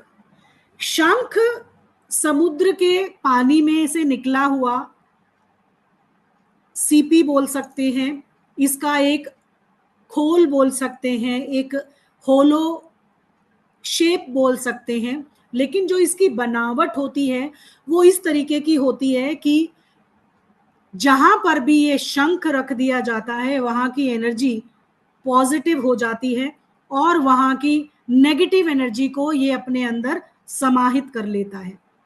शंख की अगर बात करें तो शंख साक्षात विष्णु, माता लक्ष्मी और भगवान कृष्ण को समर्पित है। आपने देखा होगा जब महाभारत का युद्ध हुआ तो उस समय भगवान श्री कृष्ण ने जब युद्ध का आगाज किया था तब शंख ध्वनि से ही किया था। तो शंख मतलब किसी चीज की शुरुआत होना और बड़े ही एनर्जी के साथ होना। मान सकते हो। यहाँ पर शंख आपको ये बताता है कि व्यक्ति अगर शंख अपने घर में रखता है तो आपके घर की नकारात्मक ऊर्जाओं को अपने अंदर समा लेता है और उसके अंदर से जो भी एयर पास होती है वो पॉजिटिव एनर्जी क्रिएट करती है और आपके घर के अंदर रिफ्लेक्ट करती है। यहाँ पर शंख आपको अपने घर में नॉर्थ डायरेक्शन में अगर आप रख देते हैं या अपने पूजा घर में रखते हैं तो बहुत ही शुभ माना जाता है और ऐसे घरों के अंदर कोई भी नकारात्मक ऊर्जा ज्यादा समय तक सरवाइव नहीं कर सकती। कहा जाता है अगर एक 10 किलो के चावल के गहरे कंटेनर में शंख को नीचे डुबा दिया जाए तो शंख अपनी पावर ऐसे करता है कि वो ऊपर की तरफ आकर चावल के अंदर से भी ऊपरली सतह पर आ जाता है अपने आप में ही। उसकी एयर इतनी स्ट्रॉन्ग, मतलब उसकी एनर्जी इतनी पावरफुल होती है। तो कहने का मतलब है शंख आपके घर में, आपके पूजा घर में जरूर रखिए और अपने घर के नॉर्थ में रखिए जो कुबेर का स्थान होता है, क्योंकि माँ लक्ष्मी के श्री चरणों में शंख होता है और कुबेर माँ लक्ष्मी के खजाने की रक्षा करता है। तो कुबेर के स्थान पर आप अपने इस शंख को रख सकते हैं। तो this is all about some auspicious symbols. I hope आपको क्लास थोड़ी सी लेक्चर वाइज लगी होगी, बट व्हाट टू डू, समझाने में टाइम लगता है। कैसी लगी आपको क्लास जरूर बताइएगा जी। आई होप कुछ बता पाई और आप अपने इसको जरूर अपने घर में इसको लगाएंगे, शुरू करेंगे। जी शिप्रा जी। मैम मैं ये पूछना चाह रही थी, क्या शंख में जल भर के और थोड़ा सा चावल डाल के भी रखा जाता है? करेक्ट, रख सकते हो, बट जब पानी डालोगे तो चावल नहीं डालना। चावल अच्छा। डालना है तो पानी नहीं डालना, क्योंकि चावल गल जाएगा ना पानी में। हाँ, अगर ठीक। नॉर्थ में रख रहे हैं तो एक बोल लीजिए, उसको पानी डालिए और उसमें रखिए, ठीक है। वो वाटर एलिमेंट को भी क्रिएट करता है और वहां पर पॉजिटिविटी को भी क्रिएट करेगा। अगर पूजा रूम में रख रहे हो तो चावल या पीली सरसों भर के रखने से बहुत अच्छे रिजल्ट्स आते हैं। दक्षिणावर्ती शंख के बारे में कुछ बताएंगे? दक्षिणावर्ती शंख की काफी कैटेगरी होती है एक्चुअली। दक्षिणावर्ती शंख जो है वो अपने घर के साउथ ईस्ट में उसमें थोड़ी सी पीली सरसों भर के अगर रख देते हैं और उसका फेस आप सेंटर की तरफ, मतलब टेल, साउथ ईस्ट क्या है, अनिल देवता का स्थान है, जो उसका सर्कुलर पोर्शन होता है जहां से वो होलो होता है और उसकी टेल होती है। टेल को सेंटर ऑफ द हाउस की तरफ करके रखिए और उसका जो मुख है वो साउथ ईस्ट की तरफ करके रखिए और उसमें पीली सरसों रख दीजिए। सिर्फ नाम दिए गए हैं, मीनिंग सबका एक ही है। शंख का ओवरऑल मीनिंग एक ही होता है, पॉजिटिविटी क्रिएट करने वाला। इसको अगर आप अपने घर में रोज बजाना शुरू कर दें तो लंग्स से रिलेटेड आपकी बीमारियां दूर हो जाती हैं, व्यक्ति की आयु वृद्धि हो जाती है, श्वास संबंधी सारी तकलीफें दूर हो जाती हैं और पॉजिटिव एनर्जी का संचार होता है। क्योंकि जब भी शंख से ध्वनि निकलती है एक वाइब्रेशन क्रिएट होती है। जैसे मंदिर में घंटे की वाइब्रेशन होती है, ऐसे ही शंख की अपनी ध्वनि की वाइब्रेशन होती है। बजाना आना चाहिए, अगर बजा सकते हैं तो बजाना चाहिए, ठीक है जी। जी पूजा जी।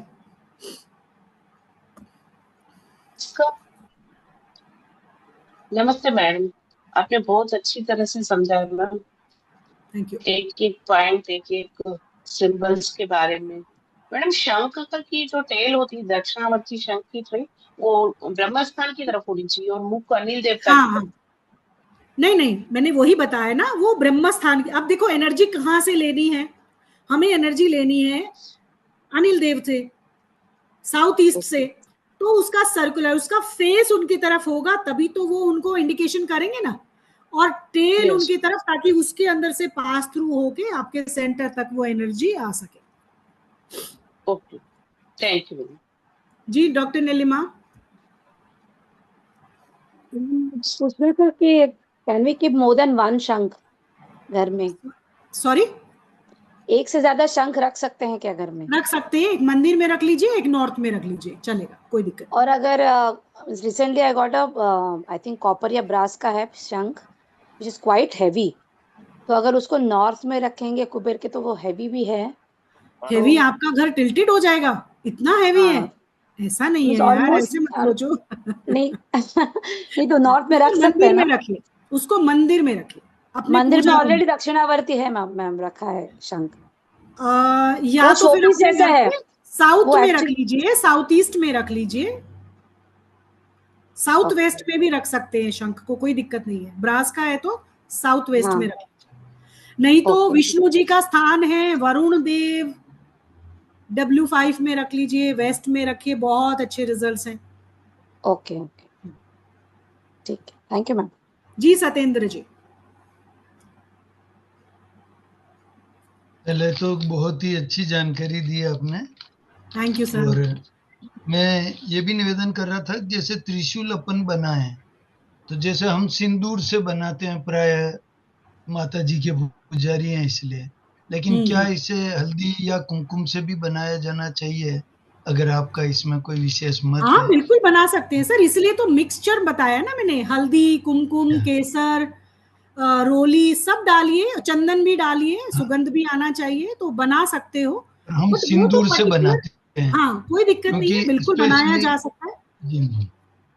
और दूसरा एक क्वेश्चन था, क्योंकि मैं बीच में जुड़ा था, हालांकि ये लोग जी शंख के बारे में कह रहे हैं, तो मैं ये भी पूछना चाहता हूँ या बताना चाहता हूँ कि शंख में प्राय पूजा के समय पानी भर दिया जाता है, एंड देन आफ्टर पूजा उस पानी को घर में छिड़का जाए तो भी नेगेटिविटी रिमूव हाँ हो जाती है, करेक्ट और उसे करेक्ट, ये भी एस्पिशियस माना जाता है। शंख, जी मैम। लेकिन कभी भी शिवलिंग का अभिषेक शंख से नहीं किया जाता, नहीं किया जाता। जी मैम। ये ध्यान रखिए। और आप अगर जी विष्णु जी मैम। को मानते हैं, क्योंकि जिनका, इसलिए मैंने उनके डेटी का साथ में जिक्र किया कि माँ लक्ष्मी, भगवान जी विष्णु अगर आप देख रहे हैं तो उनके लिए आप जरूर इसका पानी का छींटा जरूर दे सकते हैं, मंदिर में भर के जी रखिए। जब भी आप पूजा कर रहे हैं तो विष्णु जी को, श्री चरणों को जरूर, इसलिए मैंने शिप्रा जी को बोला अगर आपके पास शंख है तो वेस्ट में वरुण के स्थान पर रखना, ब्रास का अगर आपके पास है तो बहुत अच्छे रिजल्ट्स देगा।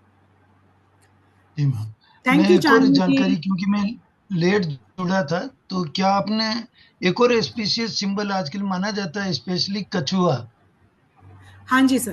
टॉर्टोइज, तो क्या उसके बारे में आपने बताया था या नहीं? तो कुछ ऐड बताया करें नहीं है सर, ताकि नहीं ये बताया कंप्लीट ही नहीं हो है। जाए।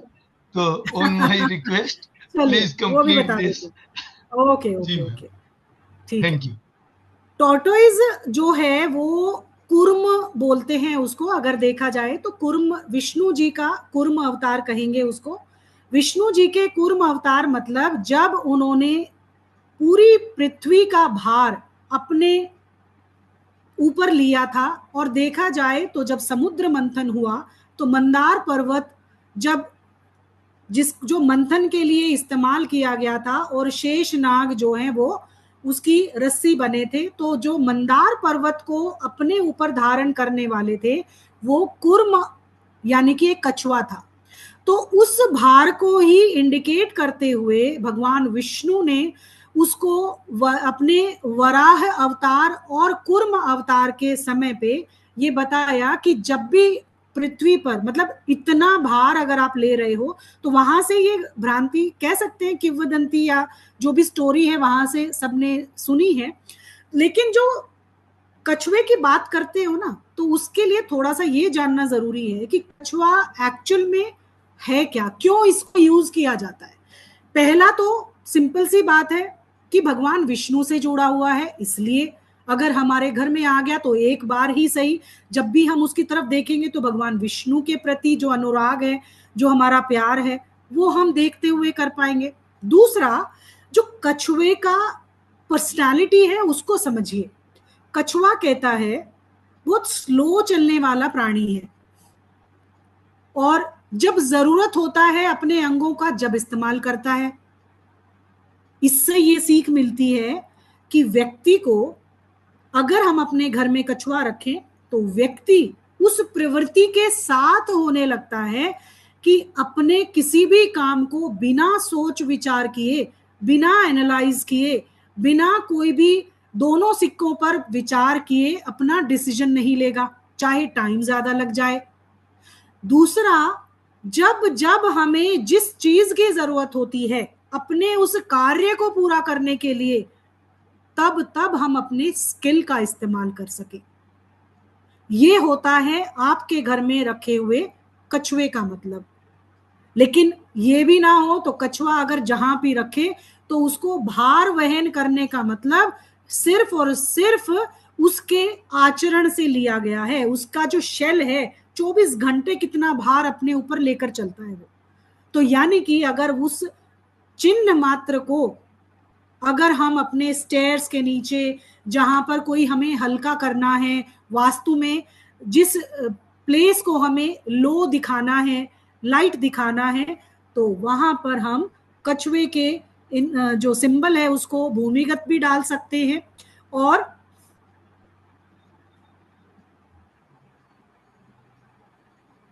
आपको सुनाई दे रहा है मेरी वॉइस? अच्छा, आपको ओके। और इस तरीके से जब भी हम कछुए की बात करते हैं तो भार वहन करना, यानी कि किसी भी परिस्थिति में व्यक्ति हो अपने आचरण से, समय से, और जब आपको जिसकी जरूरत हो वैसी स्किल का इस्तेमाल करके अपने लिए कार्य को निकालने की जो एनर्जी होती है वो प्रोड्यूस करता है। एक्चुअल मीनिंग तो यही है सर।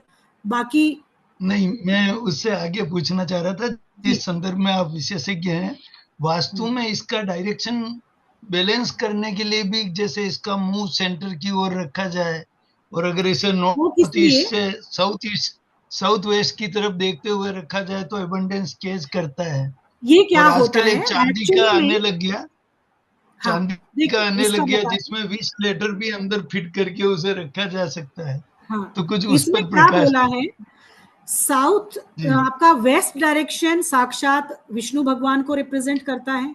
और जब आप देवता फील्ड के बारे में पढ़ते हो वास्तु में, तो इनर पेरिफेरी में भूधर देवता आते हैं जो विष्णु जी का कूर्म अवतार ही माना गया है, जिन्होंने भूमि का पूरा अपने ऊपर वजन लिया। और उसी की वजह से, यानी कि व्यक्ति के विचार में, दिमाग में जब पहला थॉट आता है, उसके लिए पहला इनिशिएशन जब करता है, तब वहां पर भूधर देवता उसकी हेल्प करते हैं। तो यहाँ पर आपके कोई भी इच्छा है उसको पूरा करने के लिए पहला विचार आपके पास पॉजिटिव आ जाए। इसलिए अगर आप कछुआ अपने घर में वेस्ट डायरेक्शन में रखते हो तो उसका फेस नॉर्थ करके रखोगे तो आपकी अट्रैक्शन पावर बढ़ जाती है टुवर्ड्स योर विश, डिजायर। अगर आप अपने क्लाइंट्स को अट्रैक्ट करना चाहते हो तो नॉर्थ डायरेक्शन में कछुआ रखोगे, उसका फेस अगर ईस्ट में कर दोगे तो ज्यादा से ज्यादा क्लाइंट अट्रैक्शन आपको होने लगेंगे। अगर आप वास्तुविद हैं, क्लाइंट अगर आप क्लाइंट ही चाह रहे हो और सोचते हो क्लाइंट पैसा देकर जाएं, तो ईस्ट में कछुआ रखेंगे और नॉर्थ में उसका फेस कर देंगे। तो यही छोटी सी धारणा है इसके पीछे, इतना ज्यादा कुछ नहीं जो बना के मार्केट में बेचा जा रहा है। एक्चुअल में एसेंस को पकड़ा कीजिए। मेरी तो मान्यता यही है कि जब तक आप गहराई से किसी चीज को नहीं समझते तब तक उस पे विश्वास मत कीजिए, क्योंकि वास्तु अपने आप में एक साइंटिफिक नॉलेज है, कोई मजाक नहीं है, किसी का बनाया हुआ, किसी पर्सनल प्रॉपर्टी किसी की नहीं है। विश्वकर्मा प्रकाश उठा के देखिए, जो उसमें पुराने समय में जो होता आया और जो आज तक होता रहा, वो सभी चीजें उसके अंदर अंकित हैं। तो आज जो रील में बिक रहा है, कृपया करके उस पे अपने विचार, अपना टाइम व्यर्थ ना करें। थोड़ा सा सोचें जब भी अपने घर का वास्तु करें। और 2 मिनट की रील कभी भी किसी के घर का वास्तु ठीक नहीं कर सकती। अगर आप वैदिक विधियों से सीखना चाहते हो, अपने घर के वास्तु को करना चाहते हो, तो डेफिनेटली जुड़िए, और ये आपके प्रारब्ध हैं। अगर आप एक अच्छे वास्तुविद बनना चाहते हैं और इसी फील्ड में आगे मास्टरी करना चाहते हो, तो डेफिनेटली वैदिक वास्तु से जुड़िए, क्योंकि वही ऑथेंटिक वास्तु है। टेप वास्तु कोई वास्तु नहीं है, क्योंकि ग्राउंड जीरो पर काम करना सीखना जरूरी है। जो वेदों में कहा गया है, कैसे हम भूमि के अंदर की एनर्जीज को फील करते हैं, उन पे काम करते हैं, ये सारी चीजें मैटर करती हैं। ठीक है, तो अगर आप वास्तु से क्रिस्टल का जुड़ना कछुआ चाहते हो, आता है जिसमें श्री यंत्र बनाया जाता है, उसी के ऊपर उभरा हुआ। इसलिए लक्ष्मी जी से कनेक्टेड है ना। जी विष्णु मैम। भगवान जहां है वहां माँ लक्ष्मी है, सिंपल सा जी बात है। जी मैम। जी Shipra ji. Okay ma'am, thank you, बहुत अच्छा जोड़ा ओके आपने। Sir, thank you sir. Course में श्री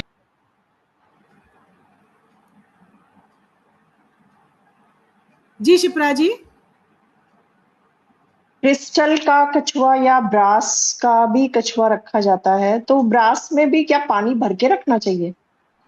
डिपेंड करता है, क्रिस्टल के में पानी जरूर रखना चाहिए, क्रिस्टल क्योंकि, और बीच बीच में उसको साफ भी करना चाहिए। चेंज करते रहना, लेकिन तो ब्रास में भी स्पेसिफिक पानी भर जरूरी नहीं है, आपको क्यों नहीं। अननेसेसरली क्रिएचर को क्यों अपने घर में लाना है यार, वैसे ही आप ठीक करिए ना। पानी का नहीं जीव मैम, है, ये धरती का जीव है। क्रीचर नहीं है मैम, ये आजकल बने हुए आते हैं या तो क्रिस्टल से समझ या रही हूँ मैं सर, चांदी है के, तो स्वरूप उसी का ही ना, सिल्वर है तो सिल्वर का बना स्वरूप हुआ उसी का ताकि ही। वो एक प्रतीक है लक्ष्मी का। हाँ प्रतीक है, कोई लक्ष्मी का नहीं नहीं रख है सर, करके ना। विष्णु जी का प्रतीक है, लक्ष्मी का प्रतीक नहीं है। जी श्री जी यंत्र लक्ष्मी का प्रतीक है, जी, वो तो वो सहचरी उसी है, के पीठ यानी में कि बनाया हुआ मैम। जहां पर विष्णु है जी। वहां पर लक्ष्मी है, लक्ष्मी का प्रतीक कछुआ नहीं है, ये दिमाग से निकाल नहीं दीजिए। मैम, क्रिस्टल हाँ, क्रिस्टल का कछुआ है जिसकी पीठ पे श्री यंत्र उकेर दिया गया, मैंने वही उसके बताना, उभरे हुए। जितना लोगों की जी सोच है उतना ही इमेजिनेशन का कोई अंत नहीं है। जी मैंने मैम। बोला कछुआ विष्णु जी का प्रतीक है, जहां विष्णु जी हैं वहां लक्ष्मी जी हैं, क्या हाँ, कर लक्ष्मी दिया, जी उसी की पीठ पर श्री यंत्र बना दिया, हो गया दोनों का जी कॉम्बिनेशन, उनकी जी इनोवेशन हो गई। बट ऐसा कुछ भी कोई जरूरी नहीं है, श्री यंत्र की अपनी बहुत अलग साइंस है, बहुत ही अलग उसका। जिस दिन श्री यंत्र पढ़ाऊंगी ना उस दिन बात करेंगे, जी करेंगे कभी बात, जी टॉपिक निकालूंगी कभी। जी जी रानी जी, जी। बहुत बहुत धन्यवाद। ओके। हाँ मैडम, मेरा सवाल है, जो हम वो रखते हैं, शंख रखते हैं पूजा में, तो दक्षिण व्रत और एक रहता है वाम व्रत, दो रहते हैं, तो ऐसा भी रहता है कि एक को सुबह बजाया जाता है, एक को शाम को बजाया जाता है, और क्या ऐसा इसको कुछ नहीं पानी है, भर के रखने से उनको? देखिए जैसे अभी सत्येंद्र जी ने बोला जब पूजा में रखें, अगर आप विष्णु जी की पूजा कर रहे हैं तो पानी भर के उसका अभिषेक करना अच्छा होता है, लेकिन शिवलिंग का कभी भी शंख से अभिषेक नहीं होता। नहीं दूसरा, मैम, मैं अगर आप ड्राई मंदिर में रख रहे हैं तो कुछ भी भर के रखिए, टोटली आपके देखो भाव पे डिपेंड करता है। कहीं पर भी किसी भी ग्रंथ में स्पेसिफिक नहीं लिखा कि आपको यही करना है, जी कहीं नहीं, नहीं लेकिन ये लिखा। बोलते हैं उसको कुछ जल भर के रखते हैं उसमें, ऐसा सूखा नहीं रखते, ऐसा भी है क्या इस तरह का? अपने मंदिर में रख रहे हो, मैंने बताया ना, तो उसमें या तो चावल या आप पीली सरसों भर के रखिए। तो जो अगर बजाते आप, हैं हम, वो अलग होता है क्या? इसी को बजाते भी हैं और इसी में भर के भी बजाने रखते हैं? वाला तो खाली ही रखना पड़ेगा, उसको भर के तो रखोगे नहीं, ऐसा तो कहीं हम, नहीं, मैं तभी बोल रही हूँ, ऐसा जी कहीं जी नहीं है कि खाली नहीं रखा जा सकता, जी जी, रखा यानी जा बजाने सकता। वाले को इकट्ठा बजाने करके रख वाला शंख हमेशा खाली ही रखना पड़ेगा, तभी बजा पाओगे। और उसका जो जहाँ से हम हाथ डालते हैं उसको नीचे रखते हैं ना, वैसे करके? हाँ हाँ हाँ। ओके, जी थैंक यू। ओके। ये ए नाम से कौन है? Mr, Mrs, Miss A, video on करेंगे प्लीज।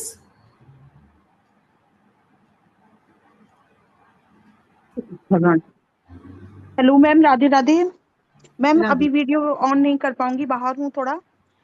बहुत अच्छा सेशन आपका, बहुत ही वंडरफुल। तो मेरी ये जानना की इच्छा है कि आप क्या कराते हैं कोर्सेज में, क्या क्या पढ़ाते हैं आप? मैं वास्तु, वैदिक वास्तु पढ़ाती हूँ, रिस्ट वॉच एनालिसिस करती हूँ, लोगो डिजाइन करती हूँ, विजिटिंग कार्ड डिजाइन करती हूँ, और बाकी सारे मैम कोर्सेज भी जो, हाँ। सिखाती भी हैं, लोगों सिखाती भी हैं क्या?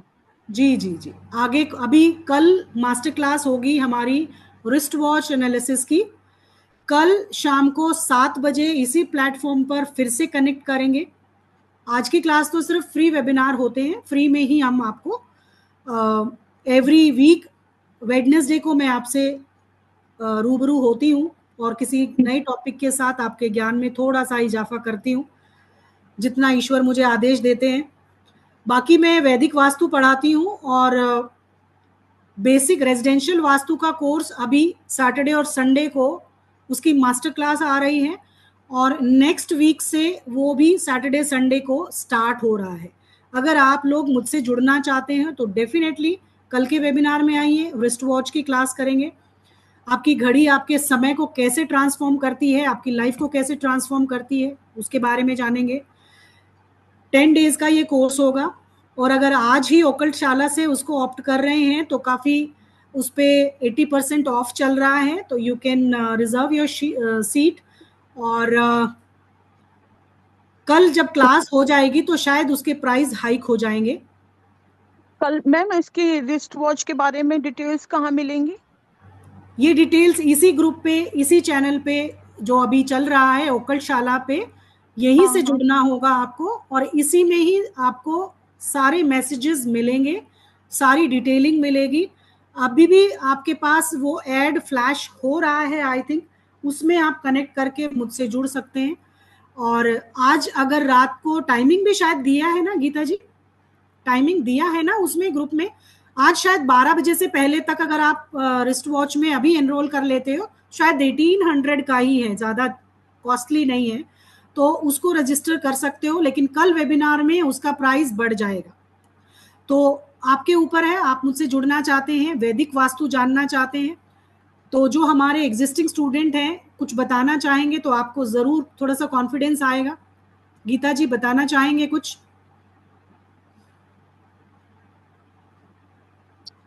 मैम अभी तो मैंने आपका वो 12 देवता वाला पहली बार ज्वाइन किया, लेकिन इतनी अंदर चली गई हूँ, इतनी अंदर चली गई हूँ कि ऐसा लगता है कि आपका कोई भी कोर्स मिस नहीं करूँ।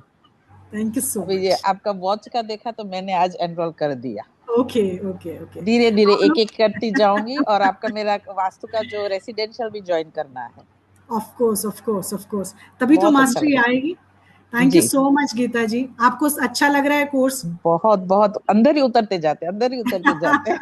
Thank you so much, thank you, attract करते हैं। Thank you. हम इसीलिए एक फैमिली, हमारा ओकल्ट शाला एक फैमिली है। देखिए कितना बड़ा होता जा रहा है, ऐसा नहीं है, हम जुड़ते जा रहे हैं और बड़े होते जा रहे हैं। जी शिप्रा जी।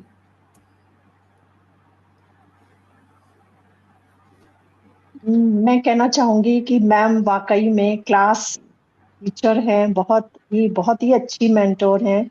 इनका मैंने रेजिडेंशियल और एडवांस दोनों ही वास्तु किया है, और अब जहाँ तक है मैं ये वॉच वाला भी जरूर से जरूर दूंगी। और आज वाला भी आप लोगों ने देखा ही कितना अच्छा मैम ने सब चीजों का डिटेलिंग सब अच्छे से बताया है।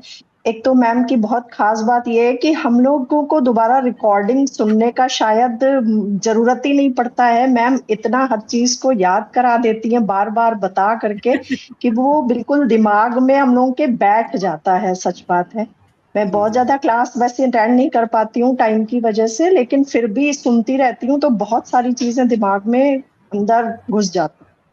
बहुत अच्छा, बहुत अमेजिंग मैम। इतने कम प्राइजेस में आप जो क्लास हम लोगों के ले रही हैं, बहुत ही पुण्य का काम है वाकई में। बहुत थैंक यू। ब्लेसिंग। क्योंकि ओकल्ट शाला का एक ही मोटिव है कि हर घर वास्तु।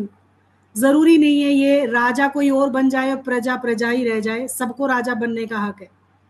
आप मेरे इस कोर्स की वैल्यू आप देखेंगे तो 50,000 से कोर्स स्टार्ट होता है बाहर यही, और हम इतने कम प्राइस में दे रहे हैं क्योंकि सभी को हक है। जिसके पास सुविधा नहीं है, पैसे ज़्यादा नहीं है, उनको भी हक है इससे अपने ज्ञान को बढ़ाकर अपने घर को वास्तु ऑस्पिशियस बनाने का। आशा जी आपको ओकल्ट शाला पे ही इसी ग्रुप में आप डाल दीजिए, और जो भी मैसेजेस फ्लैश होंगे वहाँ पर आप दे सकते हैं। स्कैनर भी दिया हुआ है, डिटेल और जो भी बैंक की डिटेल्स है सब कुछ गिवन है इसी ग्रुप में। आप देखिए स्क्रॉल करके शायद आपको मिल जाएगा, नहीं तो ओकल्ट शाला पे डायरेक्ट मैसेज आप डालिए, ठीक है। आप उसको सब्सक्राइब भी कीजिए, यूट्यूब चैनल को भी, इंस्टा पे भी। आप ओकल्ट शाला से जुड़े रहेंगे तो आपको ऐसे ही बहुत ऑथेंटिक और भी ग्रुप्स हैं जो और भी फैकल्टी हैं, बहुत अच्छे कोर्स डिजाइन करके आपको बहुत अच्छी नॉलेज देते हैं। तो आप जुड़िए इस परिवार के साथ। जी प्रगति जी। मैम मैम एक चीज और कोई पूछना चाह रही रावी थी, जो अभी रेजिडेंशियल आप स्टार्ट फिर से करना चाहते हैं, तो वो सैटरडे संडे ही होगा या कि एवरीडे के लिए होगा? नहीं, वो सैटरडे संडे होगा उसमें। सैटरडे संडे ही होगा। और हमारे देखिए, एक बार आपको फीस देनी है। हमारे सभी स्टूडेंट जो एग्जिस्टिंग स्टूडेंट है, दूसरा कोर्स उनको फ्री में लाइव अटेंड करने का मौका दिया जाता है। हाँ मेरे मैम, मैं सभी करूंगी स्टूडेंट, क्योंकि मैं दिन में डे के टाइम नहीं कर आपके पा लिए अब रही थी। अपॉर्चुनिटी आई है। आप जैसे स्टूडेंट, एक्चुअली थैंक यू बहुत मैम। बच्चे बोल रहे थे कि उन सबको थैंक ज्वाइन करना है, बहुत चैनल पे मैसेजेस आ रहे थे कि उनको ज्वाइन करना है, बट ऑफिसेज में होते हैं तो नहीं कर पाते। तो इसलिए हमने इस बार सैटरडे संडे रखा है, और टाइमिंग भी सबके फेवरेबल ही है मे बी।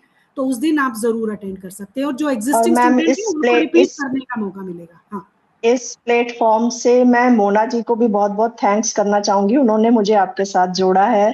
तो बहुत सारी ब्लेसिंग्स आपको भी और उनको भी मेरी तरफ से। आपके थैंक आर्यमा देवता है वो, तो ब्लेस करिए, ग्रेटिट्यूड शो करिए। यू। समझा आर्यमा थैंक यू देवता मोना कैसे जी। होंगे। जी जी जी, प्रागी जी। जी हाँ मैम, मैम, राधे राधे। राधे राधे। आधा ही सुन पाई हूँ मैम, फोन आ गया था बीच में किसी का, पर बहुत अच्छा था जितना भी सुना। इट्स अ वेरी ऑस्पिशियस, मतलब आपने इंफॉर्मेशन बहुत ही अच्छी दी है। तो thank you so much, lots of gratitude to you. And ये पूछना था कि जैसे हम वास्तु कराते हैं तो कछुआ मतलब उसका नॉर्थ साइड मुंह रखना है? हाँ, फेस नॉर्थ में होना चाहिए। आपका हाँ, पर्पस क्या है? पर्पस क्या है? नहीं रेसिडेंटल वास्तु नहीं कराना नहीं, कछुआ रखने का भी है। पर्टिकुलर पर्पस होता है। आपके यहाँ स्टेयर्स हैं, तब आप रख रहे हो, उसका भार कम करना है, ना ब्रह्म ब्रह्म स्थान में पे है। रखते हैं ना, जैसे ब्रह्म में रखते हैं ना, ब्रह्म स्थान में। नहीं, ब्रह्म स्थान में क्यों रखना है, मेरे को वो जानना है, क्यों रखना है? क्या ऊर्जा स्टेयर्स बढ़ाने हैं? के लिए मैम, ऊर्जा बढ़ाने के लिए वो वो मतलब। वो फिर अगर आप ऊपर रख रहे हो, आप नाभि स्थापना कर रहे हो, आप जो आपके यहाँ की स्टेयर्स हैं उनकी एनर्जी चैनलाइज कर रहे हो, कहीं गलत जगह पर आ गई है, तो आप कछुआ रख। Actually it's totally depend on the purpose.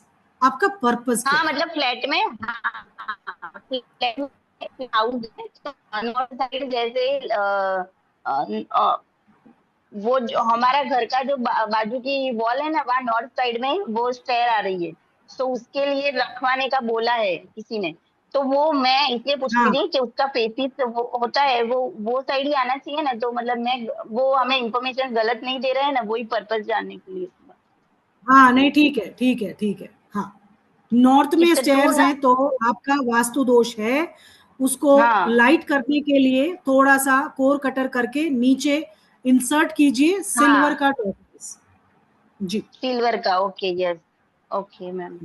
Thank you so much ma'am, thank you so much. Okay. Radhe Radhe ji. Radhe Radhe. किसी और का कोई क्वेश्चन है या विदा लेते हैं? कल जुड़ेंगे फिर से, कल 7 बजे मास्टर क्लास में जरूर जुड़िएगा और जानिएगा कैसे समय को आप अपने साथ ले सकते हैं। एक घड़ी आपका समय बताती नहीं है, आपके समय को बनाती है और आपको ट्रांसफॉर्म भी करती है। तो अपनी पर्सनालिटी को अगर ट्रांसफॉर्म करना चाहते हैं तो कल के क्लास में ज़रूर जुड़िएगा, लिंक आपको फ्लैश हो जाएगा। कल मिलते हैं सभी। Take care everyone.